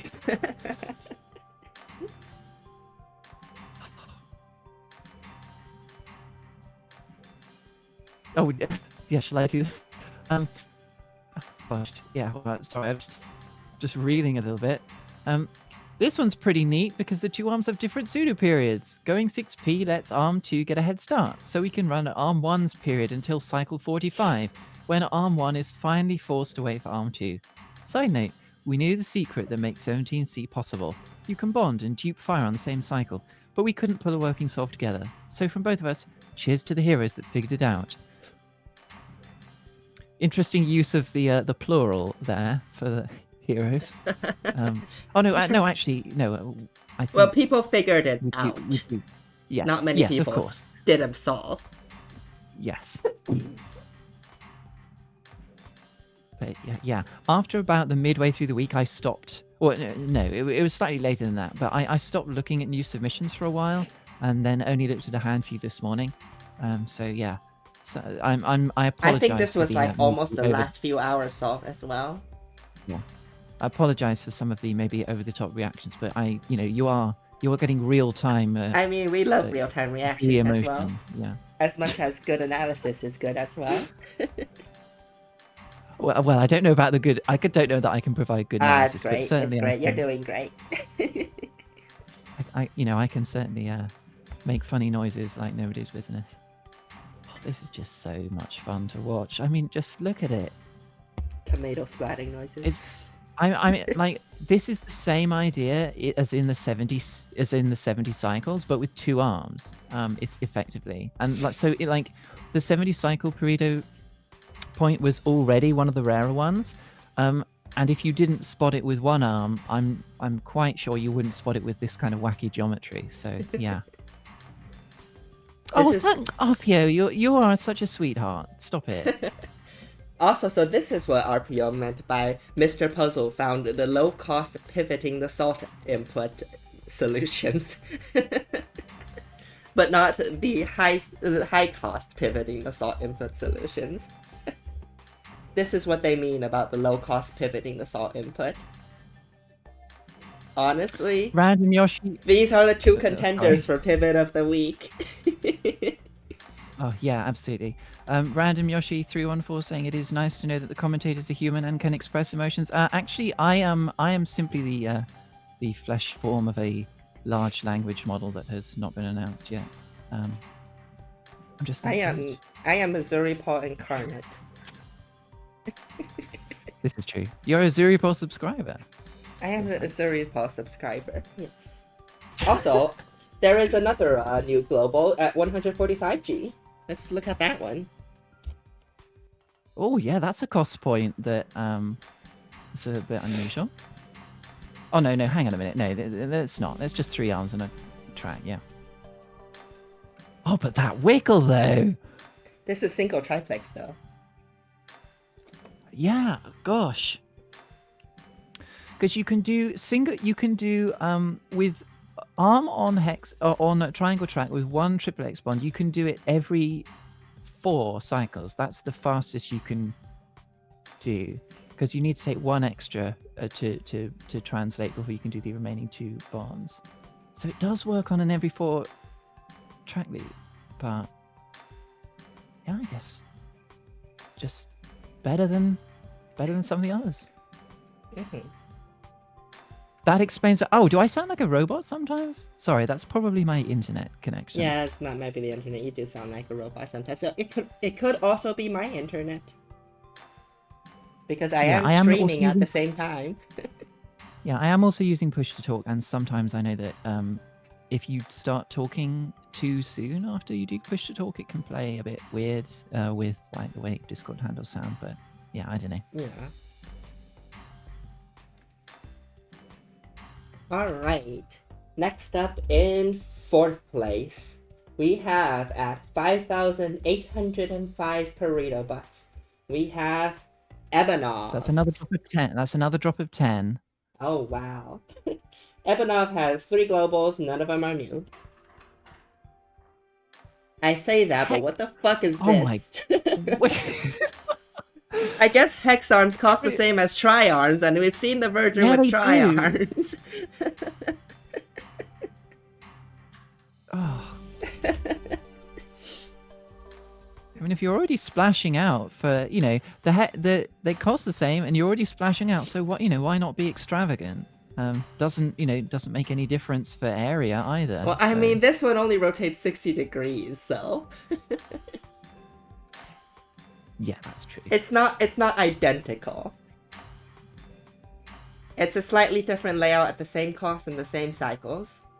This is not an identical solve. Yeah, why is the output there? Probably because the arm needs to move, otherwise the next arm would crash into it. Yeah, it's an every 2 loop. So because it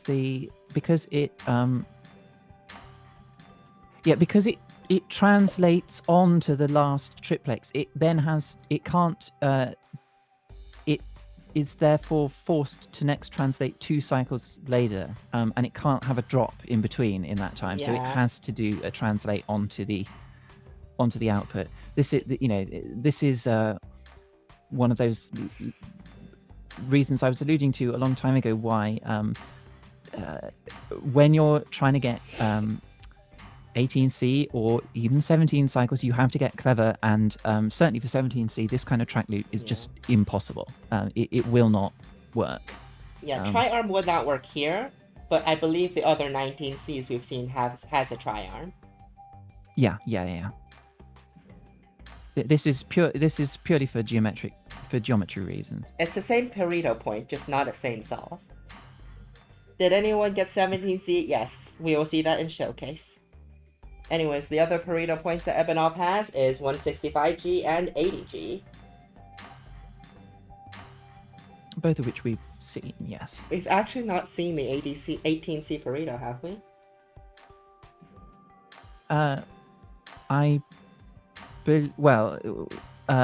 RPO is saying that we haven't, and my mind has been haven't. It's down there. So I see it. I am staring at it. Alright. It's waiting for us. It's waiting for us.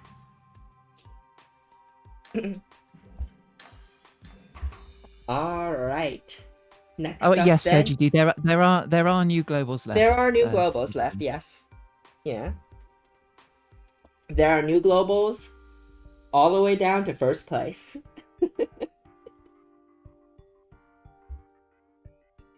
The fact that you're asking that question, Sergi, means I think you've forgotten exactly which solves have come up. Alright. Next up, we have in third place at 5,795, we have Team Hello Jazian. No new globals. No new globals, but Team Hello Jazian was the first team to pass the playtest score. They then subsequently improved on that by quite a bit, but I have to personally thank Team Hello Jazian because they were the ones that took the pressure off. No new globals, but what is this? I don't think I've seen this. So no, you may not have, but I did point it out. This is 100G, 45 cycles, 23 area. This is sum 168. This is the current sum record, and it nobody else submitted a sum better than this. So yes, goodbye Galaxy. I know you'll be eager to see this. Maybe a bit disappointed, but yeah, this is absolutely gorgeous. This is a unique 100G45C solve as well. We have not seen this. It's not a new Pareto point, but it's a new solve, alright? I'm glad this is the one shown.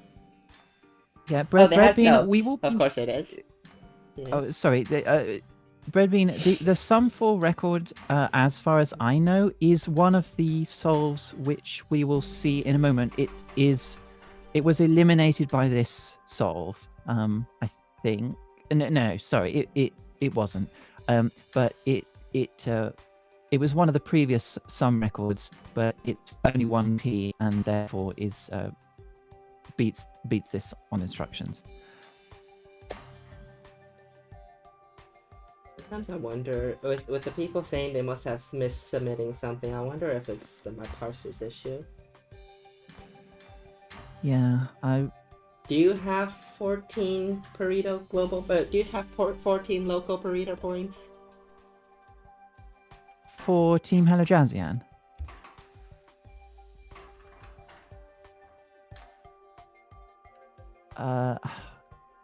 You do have 14. What? No, they submitted a ton of solves. Yeah. Must sorry, have been improved and forgot to submit it. Yeah. Well, anyway, sorry. We have not been doing. We've not been giving due deference to, as usual, the rather superlative notes that we always expect from Kazian and Team Hello Jazzian. So I'll just read those out real quick. Yeah. I'm not supposed to tell you this, but the glyph of triplex bonding being prohibited until third year does not prevent you from performing triplex-related pranks. Legally, I cannot recommend replacing the workings of every doorbell on campus with the chimes of a triplex bond being formed, despite how funny it is every single time. Alchemist Kazian, in correspondence with Alchemist Jasper. P.S. Sum 168, GG to GG, Goodbye Galaxy, if you beat this. Unfortunately, Goodbye Galaxy did not beat this, but got very, very close. In fact, 2 people got very, very close. Goodbye Galaxy tied with one other person on Also, the previous best sum score. Kazian, which one are you missing? I'm curious. You can look through and respond to me later. Well, we can move on for now.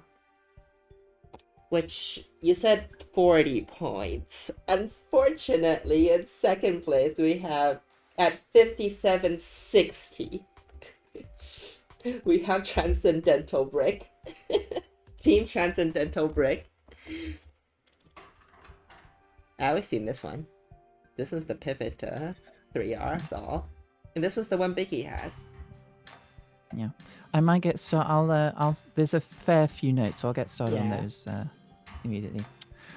After finding out that this week's metric was the cost cycle's Burrito Frontier, I, Dark Brick, who's writing these notes because Transcendental Guy didn't want to write anything, decided to team up because coming up with a million different solutions for Frontier is a full-time job.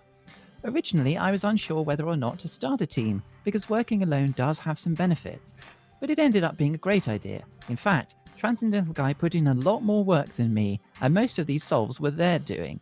Now for some info on these solves. 170, 23 cycles.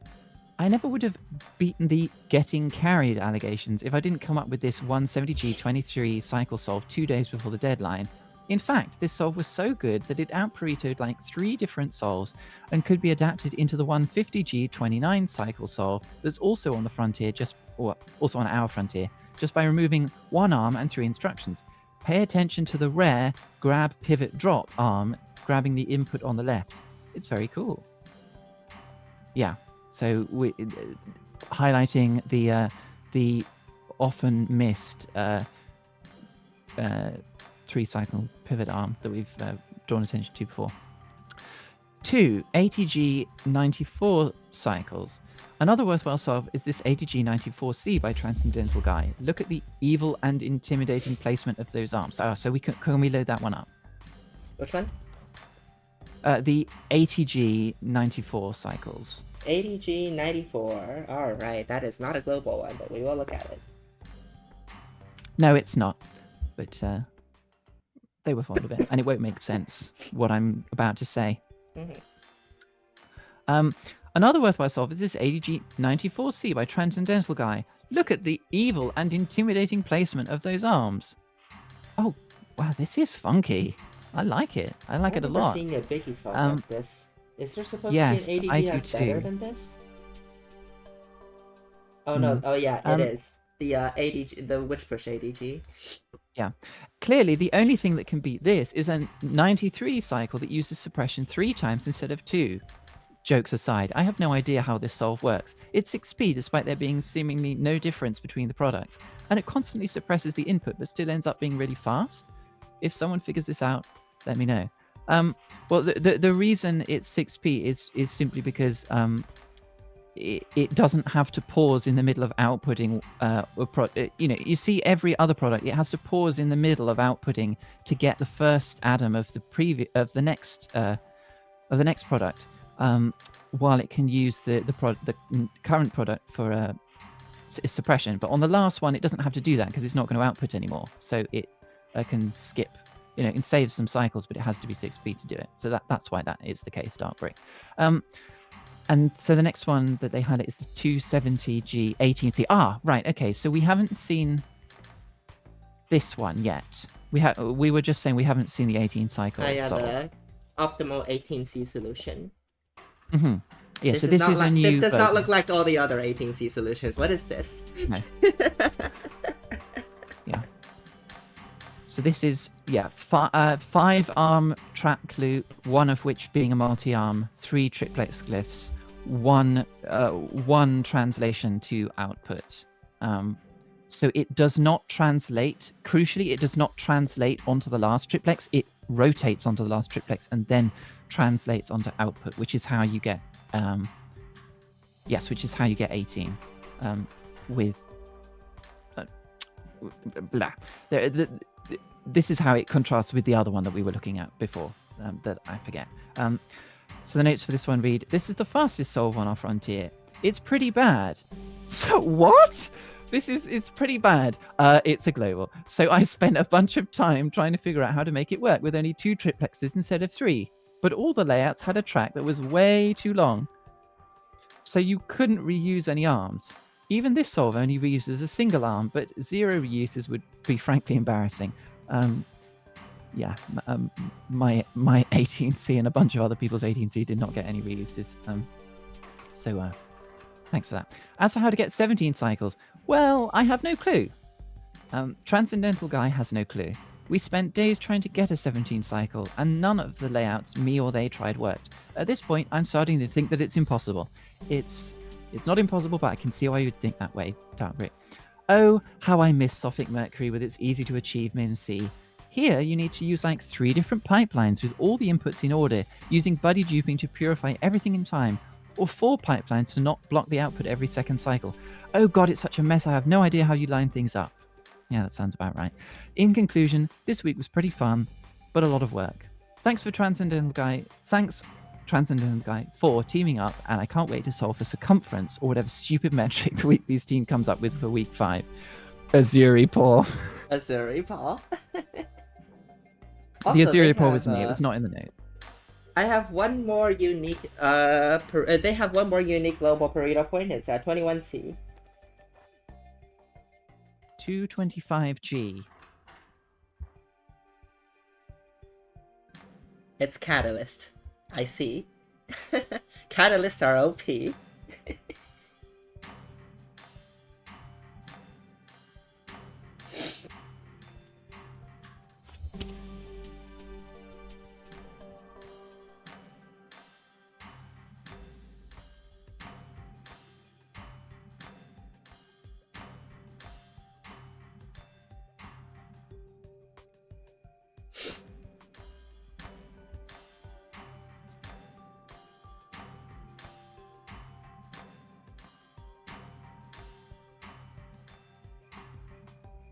Now, SurgyG says in the chat, 2 triplexes can't be min latency using track loops. Now, I'm not. Oh no. Well, some of these products are most definitely min latency using 2 triplexes.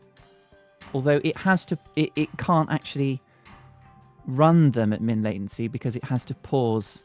Because it's interlacing 2 different latency pipelines essentially on the other, it has to pause the track loop at certain points, so it can't take advantage of it. But yeah, you can do this with 2 triplexes perfectly fine.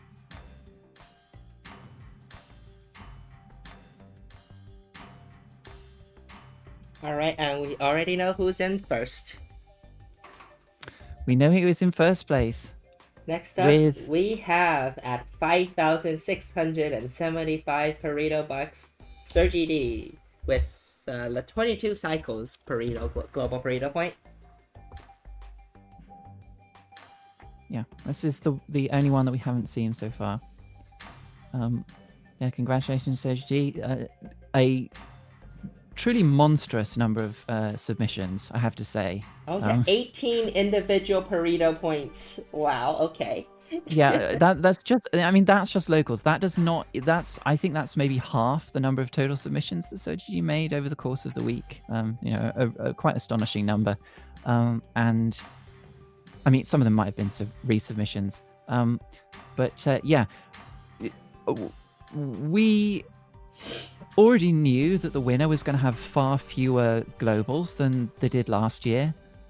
But I think we were still surprised, and maybe you were surprised too, to find out that the winner would only have 7, which I forget how many points are on. That may be less than half the total number of actual points on the Frontier. I forget how many there are.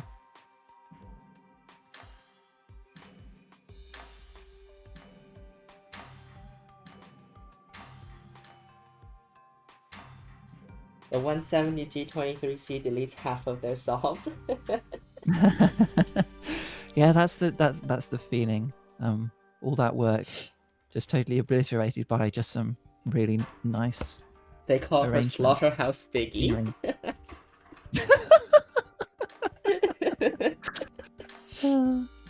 Gosh.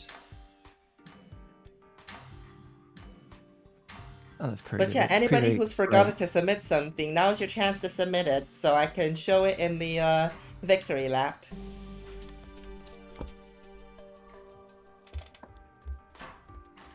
Half O-Ring says, come on again. I'm sorry, I'm sorry to suspect this is a bot. Yeah, either that or someone being a bit mean about how long we're taking. I mean, we're only coming up to the 2-hour mark. That's not long at all. Anyways, we can take a break here, and I will wait for any of the extra submissions to come in. Yeah, I'll take the advantage to have a little break before we go through the victory lap. Hello, Jasper Kazian. Is the solve you submitted global? Is the solve you forgot to submit global?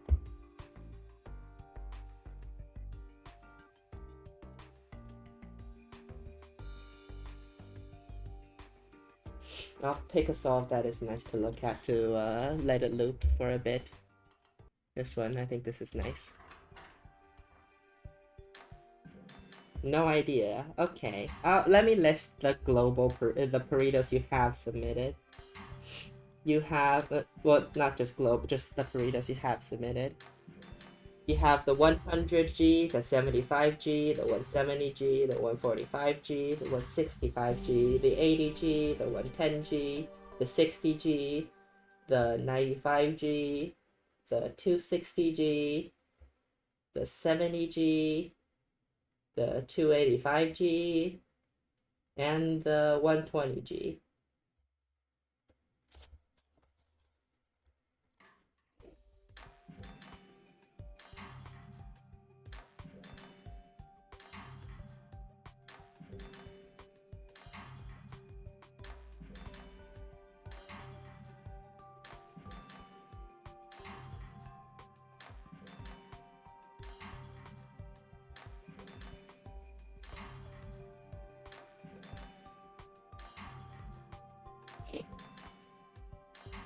You missed either 60 or you missed the 70G?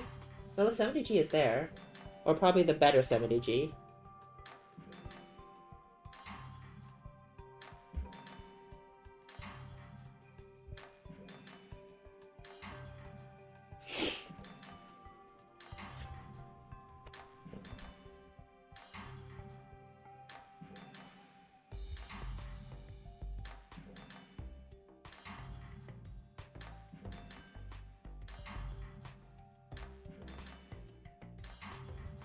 The spreadsheet says you have 60, 70, 75.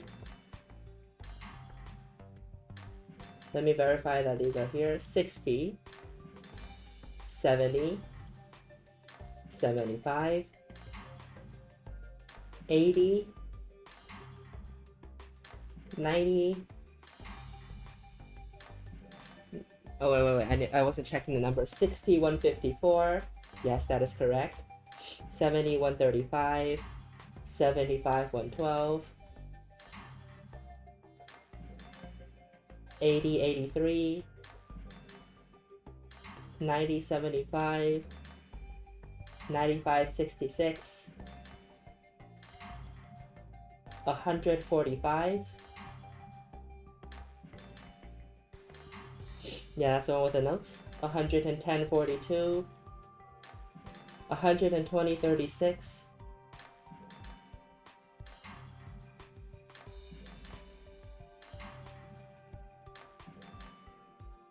120, 36, there it is. 125, 34.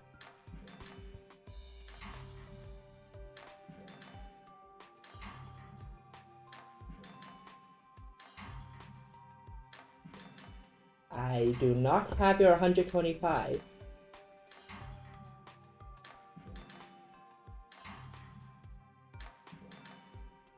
That's the missing one.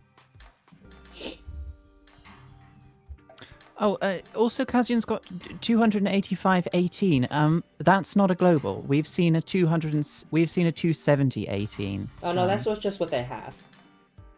No, I see. Right. I don't see the 125, 34. Yeah. I assume that no. Well, is that a global? Probably not. Probably got swept by that 110.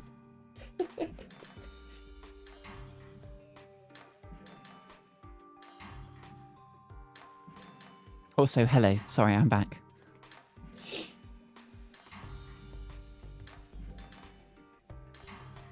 Yeah, I'm just curious if it's a global. All right, we will be moving on. Yeah. So just you might have already mentioned this, but do you think we could take a look at the Min C showcases before we do the victory lap, just so that people can see Oh yeah, what since a everybody's min cycle wondering. solved this puzzle looks like? Yeah, I don't want people to make people wait. And I'd really like it so that the people who Alright, haven't we'll do the sort of showcase thought about first. it seriously. Just might as well just do all the if, showcase. yeah, in case you haven't, in case you haven't really given much thought to what min cycles takes, we've got a good example of this to show you. Mm-hmm. Before that, though, we have other showcases that are first in line. Cuckoo52 has provided us with a wonderful contract only solve. I hope the bitrate is plenty enough for the stream for this.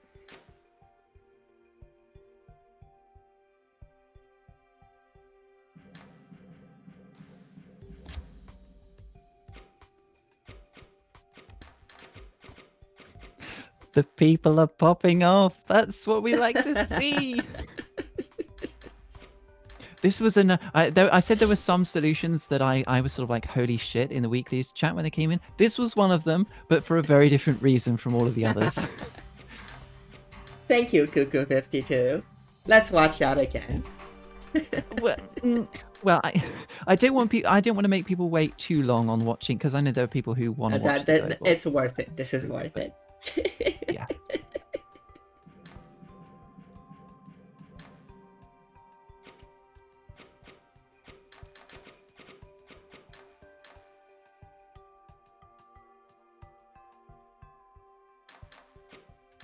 Crazybot points out this doesn't exceed the cycles count of the Pareto box. Yeah, you would have to do. You'd have to, there's going to be a lot of padding, even more than this, in your solution to go outside the cycles bounds of the box. But it goes very, very, very far outside the box in the other dimension. So. All right, let's go look at them in cycles off. Still too expensive, lol. Yeah. So this is not the Spec 98 was the first 17 cycles submitter. This is in case that was too fast. On... Let's watch it in slow motion. Yeah. So there are some things that have to happen for min cycles. You have to obviously duplicate in order to hit min latency on the last products, and you can't just have one Yeah, pipeline also, either. RPO says dual pipeline, but really this is more like 4 pipelines. This is more like 4. There are 2 slow pipes that are the first 2 products, and then 2 min latency pipelines that get catalyzed off of essentially copies of another min plus 1 latency pipeline. So that's those the pairs of That's arms going why around the there's outside. 12 triplex. Yeah, and if you discount the fact that it's a kind of symmetric, it's notionally symmetric, as Breadbean points out, then it's more like 6 pipelines. So yeah, so this is, I think, if you think about the requirements for 7C a little bit, you will come to a similar conclusion as to what is necessary, and I think it's pretty obvious that you're 13 not going triplex, to oh get boy. that. Yeah, you're not going to get that within the cost bands, no matter what you do. This was cost optimized from the first 17 cycle solve that we had, but it was still nowhere close to being scoring. So yeah. Also, there are notes. So in I the can end, read it them didn't this really time. matter that we missed. Sorry, Best? Yeah. Oh, I was just saying there's notes that I can read. Oh yeah, please go ahead. It says, unfortunately my solve is too expensive to be counted on my Pareto. Bounty face. Min Cycles was actually pretty interesting. I ended up comparing it to harder and harder Cycles puzzles. Oh, this puzzle is like explosive files, so 70 cycles should be easy. Oh, Min Cycles requires every 2 track loop, like Mist of Dowsing. Oh, and every 2 track loop doesn't work when you need to make 2 pipelines like Nightmare feel. Oh, the pipelines need to be really short and converge exactly like Surrender Flare. Overall, I'd consider it a hard Cycles puzzle, but that might be because I'm bad at Cycles. Really hope someone got an actual counting 17. Imagine being compared to Surrender Flare. Gosh. Yeah, possibly one of the It simplest. really does have those puzzle- vibes, yeah. Possibly one of the simplest weekly puzzles that there's ever been, in some sense. And yeah, this is what latency will do to you. Like eliminating that last little bit of latency is just such a beast. Yeah, several people have approached us and talked about what 17C is like. Kazian has also messaged me talking about 17C, and let me see if I can pull up his message in my DMs.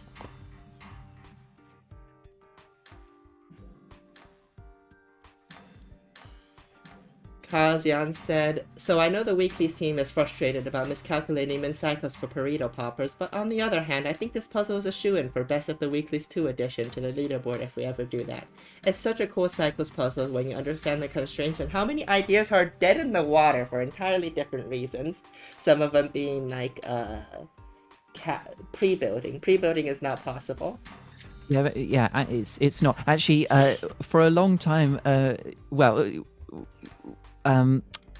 yeah, I had to walk through with you why pre-building wouldn't work, because I think when we were designing the puzzle, we wanted it to be so that, or I remember Panic and you and Mora were going over the mathematics for wanting to make it so that pre-building would have no advantage, but I think you all concluded that pre-building would get you the same min cycle count as this. No, it got worse. No, yeah, it's actually worse because you have to do actually more work to pre-build in this than just making the product the normal way. So yeah. Yeah. Anyways, let me continue the Kazian's message. I'm sorry. Yeah. So many ideas are dead in the water for entirely different reasons, and arguably the simplest way those reasons could be, since it's a 3-atom output. It has a CG curve that's fun, intellectual stimulating fill out, and accessible to the casual audience. But if you feel like getting your butt kicked by the secret boss, you can try 17 cycles. Reminds me of how High Gloss Finish was a sum puzzle with an optional cost hard mode. Thank you for the compliments, Kazian. They're appreciated. Thank you, yeah. I think that assessment definitely tracks with the lore, I imagine, for this puzzle as well. Like, I imagine Professor Pareto set this puzzle for his students. The really good students would get some good solves, but it would be like the secret challenge for only the best students to come up with a min cycle solve. All right. next up we have Trixie Kagami Alchemy Company. Oh god, there's also a lot of notes on this solve. Maybe we can, maybe in the we've interest seen of not this. delaying, yeah. We've seen basically this. The notes are basically the same, I think. Yeah, I think they are. Alright, next up we have Greenfield. 2 products per cycle. Yeah, that sure is 0.5 Yeah, that sure is. R. And on the theme Nice of overlap, we have we can zoom in for this one. We have Mr. Arpiozo with overlap GC. Yeah.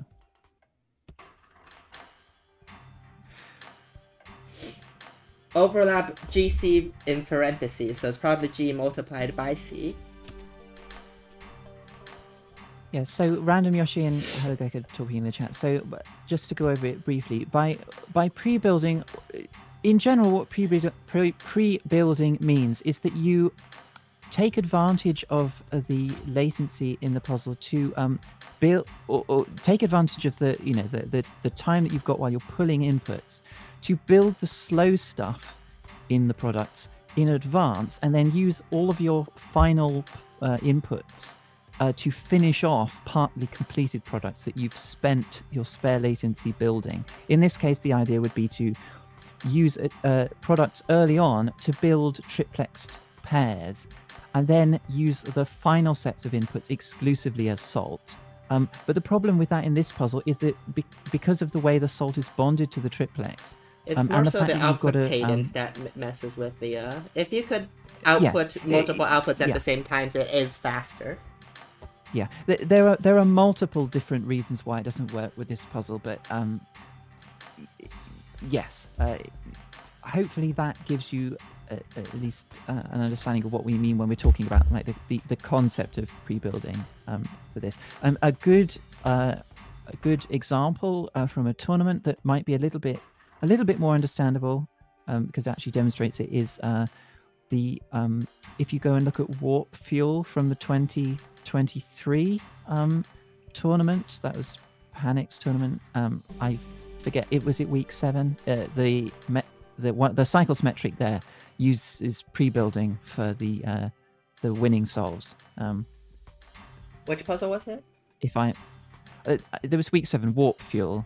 Warp Fuel. It's the one with the single triplex bonded to the water in the middle, and that's entirely pre-building.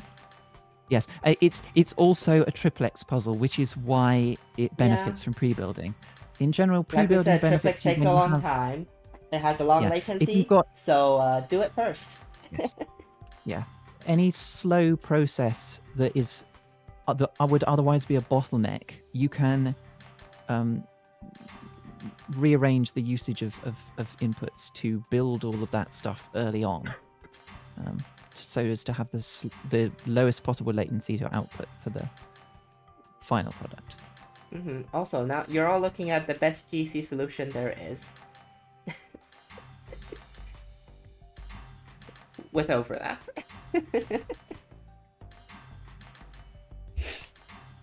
But alright, that concludes our showcase. Now we will be moving on to our victory lap. So, anybody have any bets for what the Global Pareto ended up at? Yeah, let's have everyone's guess. I want to see those numbers. You can technically calculate it, but I want to see those numbers. Thing 5,230. That sounds calculated. That is too specific. Yeah, that sounds calculated. 5,300, 5,300. Yeah, I think the people that have been paying attention know what ballpark we're talking about. Yeah, that's about right. I forget what it exactly is. It's 5,200. 5,229. All right. Yeah, 5,220. Yeah. 5,200. Which push calculated it? Oh no, probably. No. Sorry, RPO wins. RPO wins. Oh no. Sorry, it is exactly right. Sorry, I was thinking of the wrong number. Hmm. There seems to be an issue with this 16.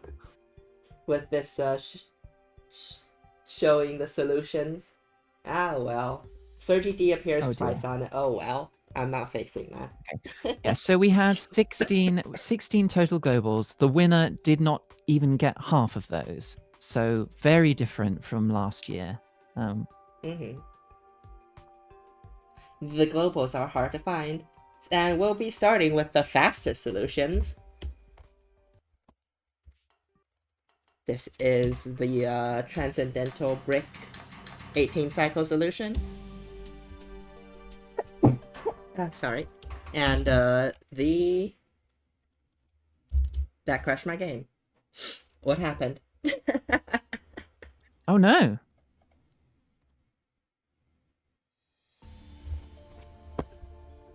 Probably just Opus jank. Hopefully it's not this solution in particular that's crashing my game. It's Solve in particular. Nope. Yeah, alright, here it is. Looks slightly different. Yeah. But achieves the same thing in the same amount of cost, also crashes. We haven't seen this all, we can look at it a bit more. Like, how exactly does it differ from the Transcendental Brick one? This one has a very different approach to it. So Yeah. because of the way it's going around the track loop, it's not going. It's going the opposite way from the track loop to the way it's rotating, so you end up with a quite funky dance between the triplex clips. Whereas the other one went the same way around the track that the arms were rotating, I believe. So it was much more orderly the way the triplex clips were moved between.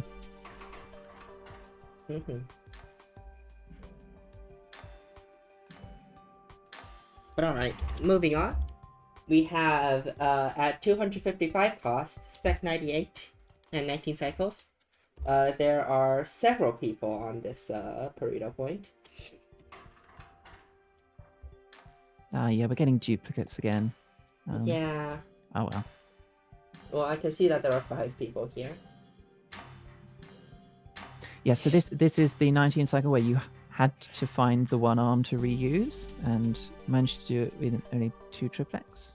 Yeah, people. It shows duplicates when people submit more than one solve. And more than one version of the identical submission, yeah. Yeah, they are repeat submissions. I've remembered to skip them for my parser, but not for the showing on the not for the overlay.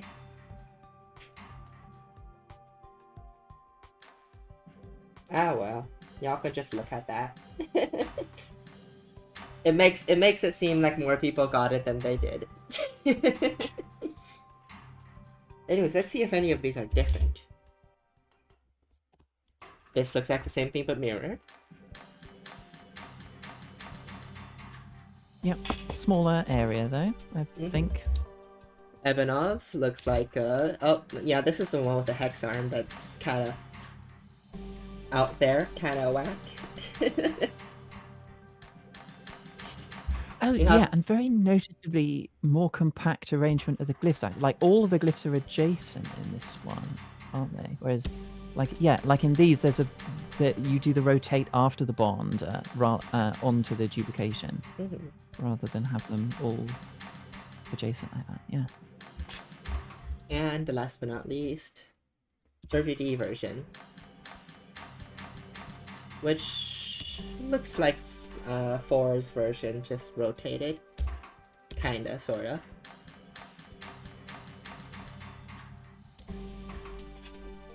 Alright, next up, we have the 230 cost Pareto point. 230 cost, 20C, only Spec 98. Yeah, it's this one. It's the catalyst one. The one, gosh, yeah, the one that had us all scratching our heads a little bit. Beautiful. It's really just beautiful. Catalyst with a wacky setup track that made us all make a double take. Well, it's not just that though, because it's the fact that it can do the catalyst and also then oh yeah, Arm 6 does both. The more quickly. Yeah, it's doing 2 jobs. Yeah. Only Spec 98 has this. Next up is 225G21C by Transcendental Brick. Also, only they have this Pareto point. This is a unique Pareto point. And then after that, we have 215G22 cycles, unique Pareto point by Sergi D. We have a lot more unique Pareto points this year compared to the last one. Yeah, and I'm not surprised they're in this sort of range because when I was testing, I don't know if you remember this, but I had solves in very regular increments up to about 160G, and then I just went 260G, 285G. I did not really bother making many solutions or any at all in the 160 to 260 range because they're just kind of hard to look for. Yeah, they're hard to look for, but also you are mostly just eliminating latency at that point. Like you've already got down to min rate or close to it, and it feels like you're just adding extra, it feels like a very mechanical process of, okay, I'm just going to add one more arm to the track loop, and I'm going to, get some, but actually there is some depth here. And I'm glad some people actually did go the extra mile and fill out this part of the curve because there is still some very interesting stuff here. All right, next up we have at 170G and 23 cycles. We have 3 people at this Pareto point.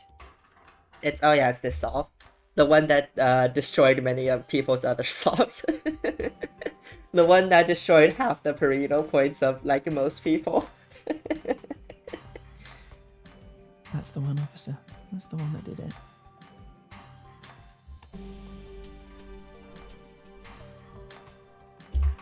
Team Halajachian did it too. We forgot to mention it.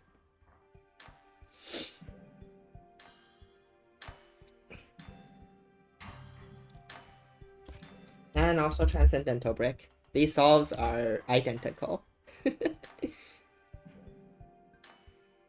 Well, not quite. There's a slightly different placement of arm, but it's the idea. It all revolves around that diamond. Technically, it's the same solve even if they do this.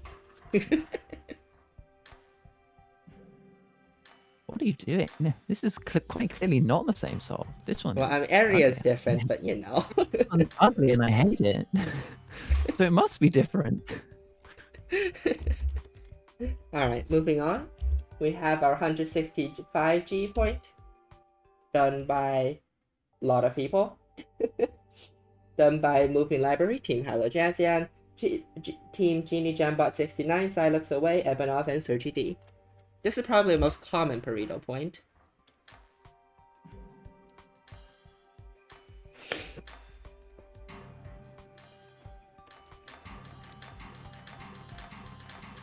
It's 2 triplex, triangle track with arms on them, and an extra input arm. And dupe. Yeah, this is a lot of the families of there are lots of different families of solutions that you will encounter as you go as you start reducing your cycle count, and I think this is the converging point for several of those families. So I'm not surprised that this one is a fairly commonly found one. Mm-hmm. There's several versions of this, but they all have the same concept. Yeah, Sergi G says this is very intuitive, so it's easy to find. Yeah, it is very. And this one does the triplexing in a very different way.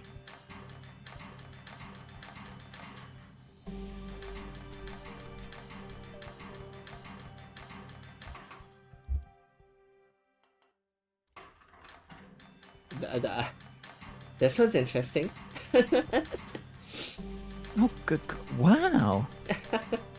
This is why this is the smallest area, most definitely. Yeah, probably, this has to be the smallest one.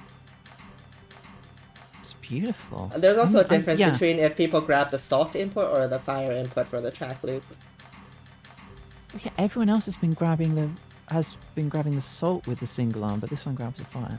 So yeah, I suppose this is why it's worth going through the variations because there are some really cool points that we would have missed. There's probably even more other cool solves that just aren't global Pareto, but we don't Yeah, really just don't have maybe the you're time to right, see RPO. them. You might be right, RPO. I'm sorry. I had not appreciated before I began being on stream, but it's actually quite hard to remember everything that you've seen because you're just sort of This thinking was about also so many interesting. The amount of different paths these outputs take. The track loop goes. It's all basically the same process, but they're run by a different way.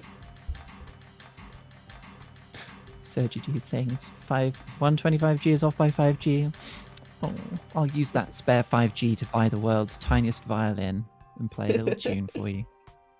Alright, next up we have 145G 29C, achieved by Team Hello Jazzian, Sergi D Thrice, and Mr. Orpiozo.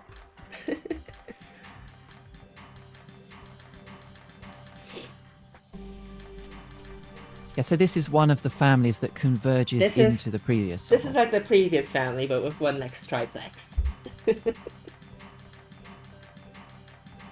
Yes, you can have the same number of triplexes with fewer arms, or you can have the same number of arms with fewer triplexes. Either one sort of ends up converging in the solve that we saw earlier.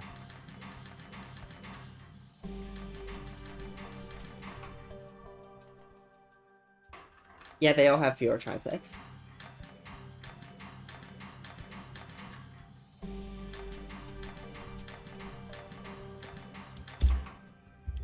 Alright, next up we have 120G and 34 cycles.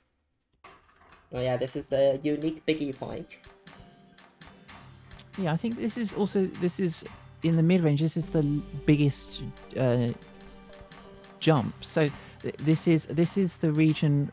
If there are any globals undiscovered, they'll either be at the top range or they might potentially be around here because there was a jump of 25G between this and the previous one. Although it's very... I mean, this was already so unique. Yeah, this is already so unique by itself that it's very hard to understand how you would go about getting something between this and the next best thing. I'm not sure. Well, next best thing is probably the 110. Yeah, it's the 110. Oh, no, sorry. I meant the next best in the other direction. Okay. Well, it's pretty far away. Oh, gosh. Yeah. It's... I could watch this one all day. I love it. This one's unique. As expected. I would be surprised if this wasn't unique. Next up, also Silex away at 100G and 45. This is also achieved by... Oh, yeah, this point. Goodbye, Galaxy. If you're here, you get to see the better sums off.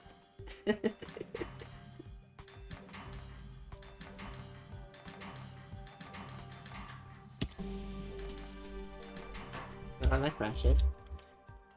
100G best.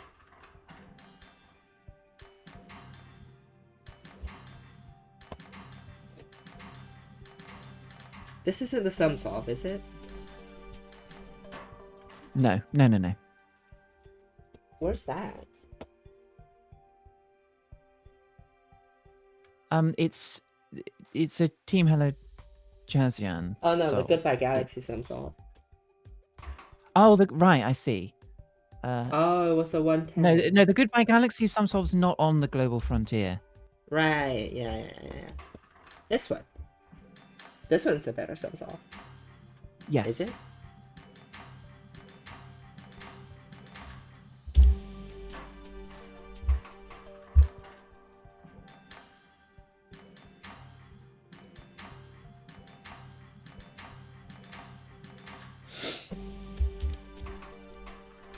It be 20.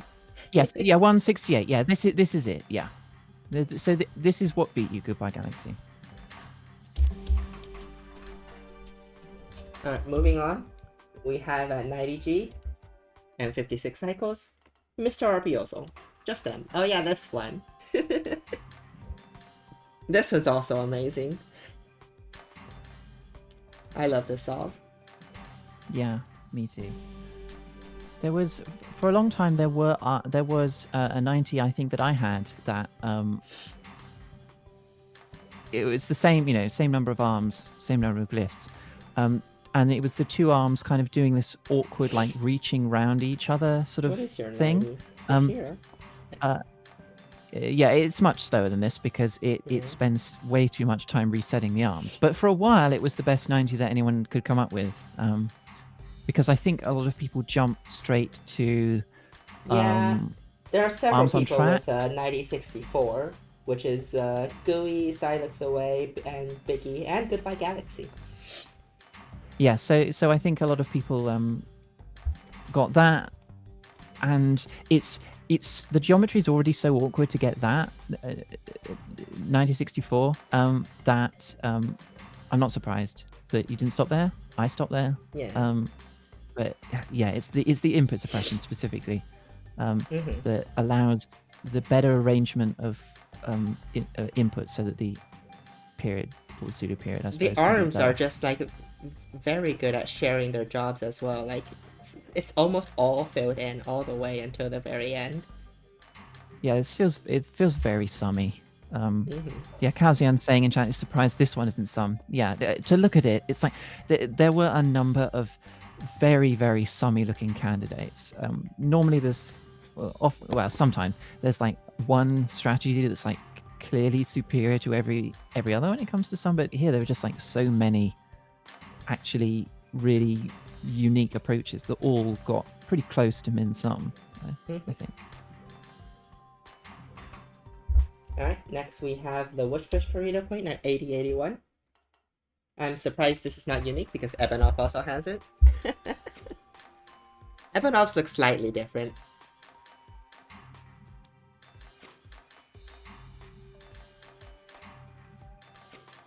Let's go look at the Ebenov's ones because we haven't seen it.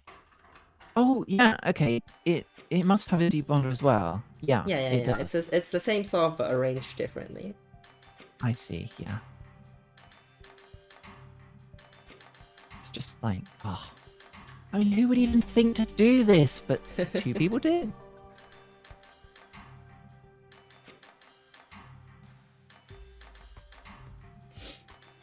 Monsters, all of you. Next we have the 75G point, 75G 112C. This is Team Hello Jazzian and Genie Jambot 69.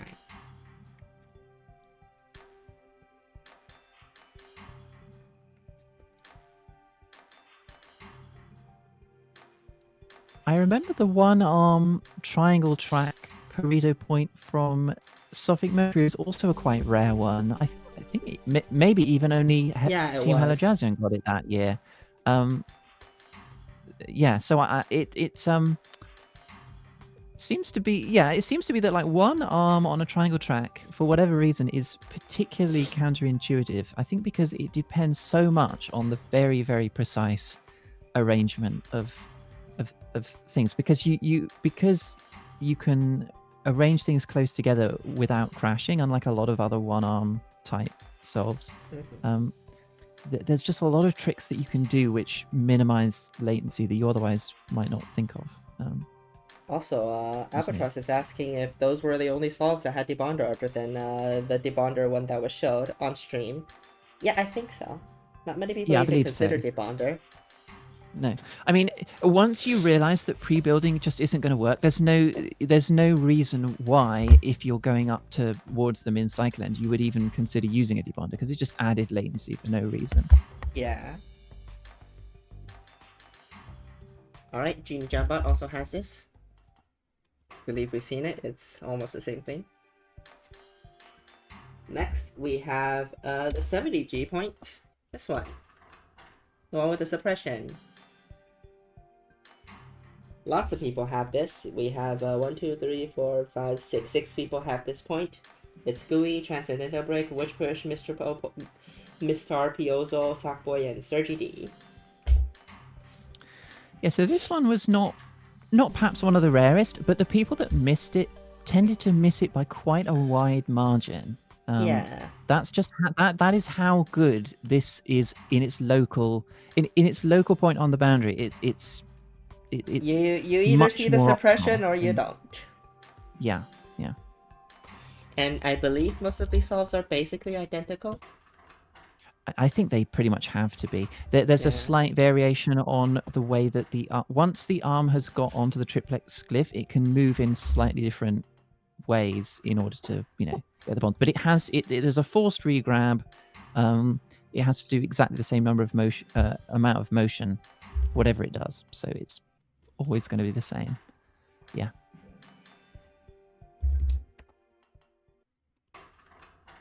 Yeah, they basically all look the same. And our final solves, min cycles. Not min cycles, min cost.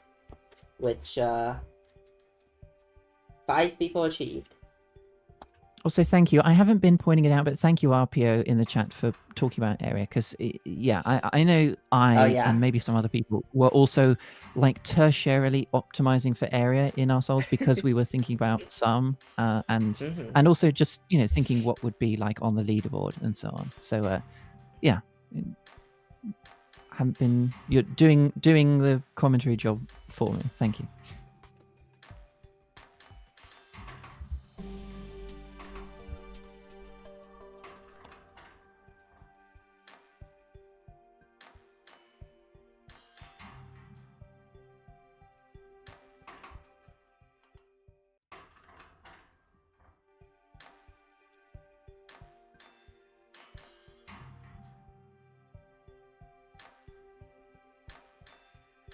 And thus concludes the story of how Professor Pareto accidentally taught a bunch of undergrads how to make saltpeter. Here is the first global Pareto we saw today. That was funny.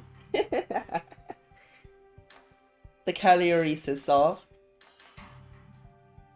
I mean, if you're gonna submit anything, why not make sure it's perfection? I mean, this is 17 areas the smallest, right? Yeah. I believe there's no way to rotate the product differently to avoid those unused hexes. So yeah, I think this must be min area. So yeah, this is not just a global point on the Pareto frontier. This is a category winner. So GCA. Good thing to drop. All right. Now we will prepare for our Week 5 reveal. I'm looking forward to this one. Oh, yeah. Oh, this is a good one. Let me actually drop it in first. But yes, while Biss is doing that, just say again, thank you, everyone, for your submissions. Congratulations to Surgity for winning. And congratulations to everyone for... I'll have to re-download it. Okay. Smashing the hell out of this puzzle. It's a very... it's a number lower than I think many of us expected when we sort of were first submitting to the puzzle. So yeah, good job. Oh, one moment.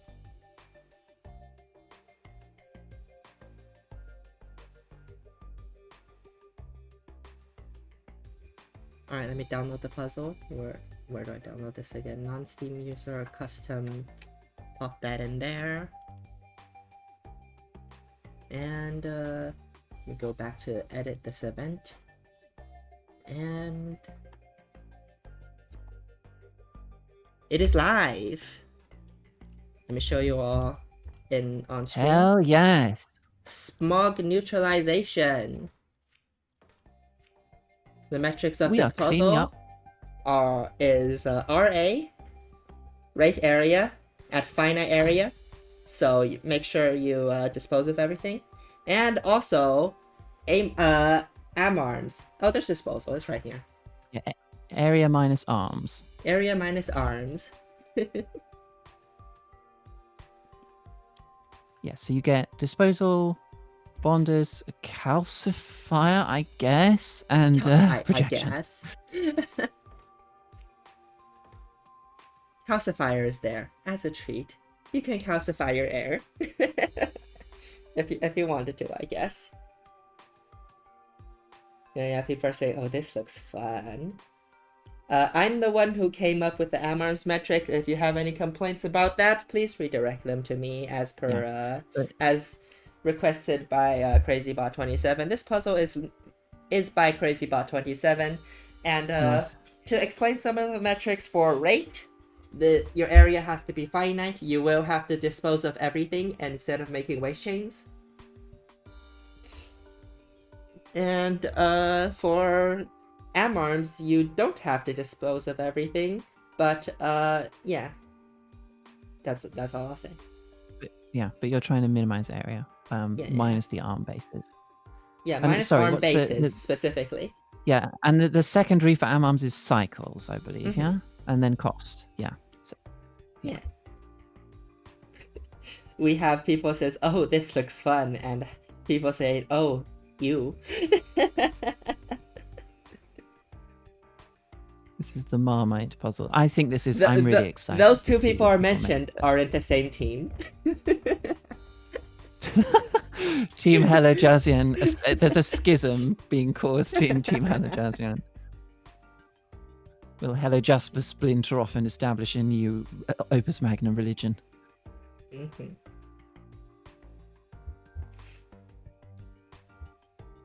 But yeah, I will not continue talking about this puzzle. Have fun figuring it out.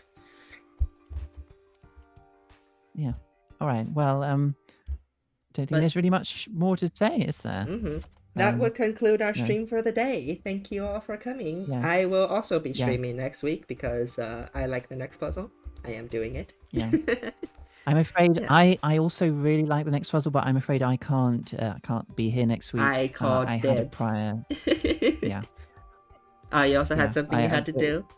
Yeah, I had a prior engagement that I had forgotten about. I was under the impression that it was this week, but on Sunday, and it's actually next week on Saturday. So yeah, I can't. But I'll be eager to catch up on the VOD because I've tested this next puzzle. Crazy Bot and I have tested this puzzle quite a bit as well. Yeah, it's fun. It's a fun puzzle.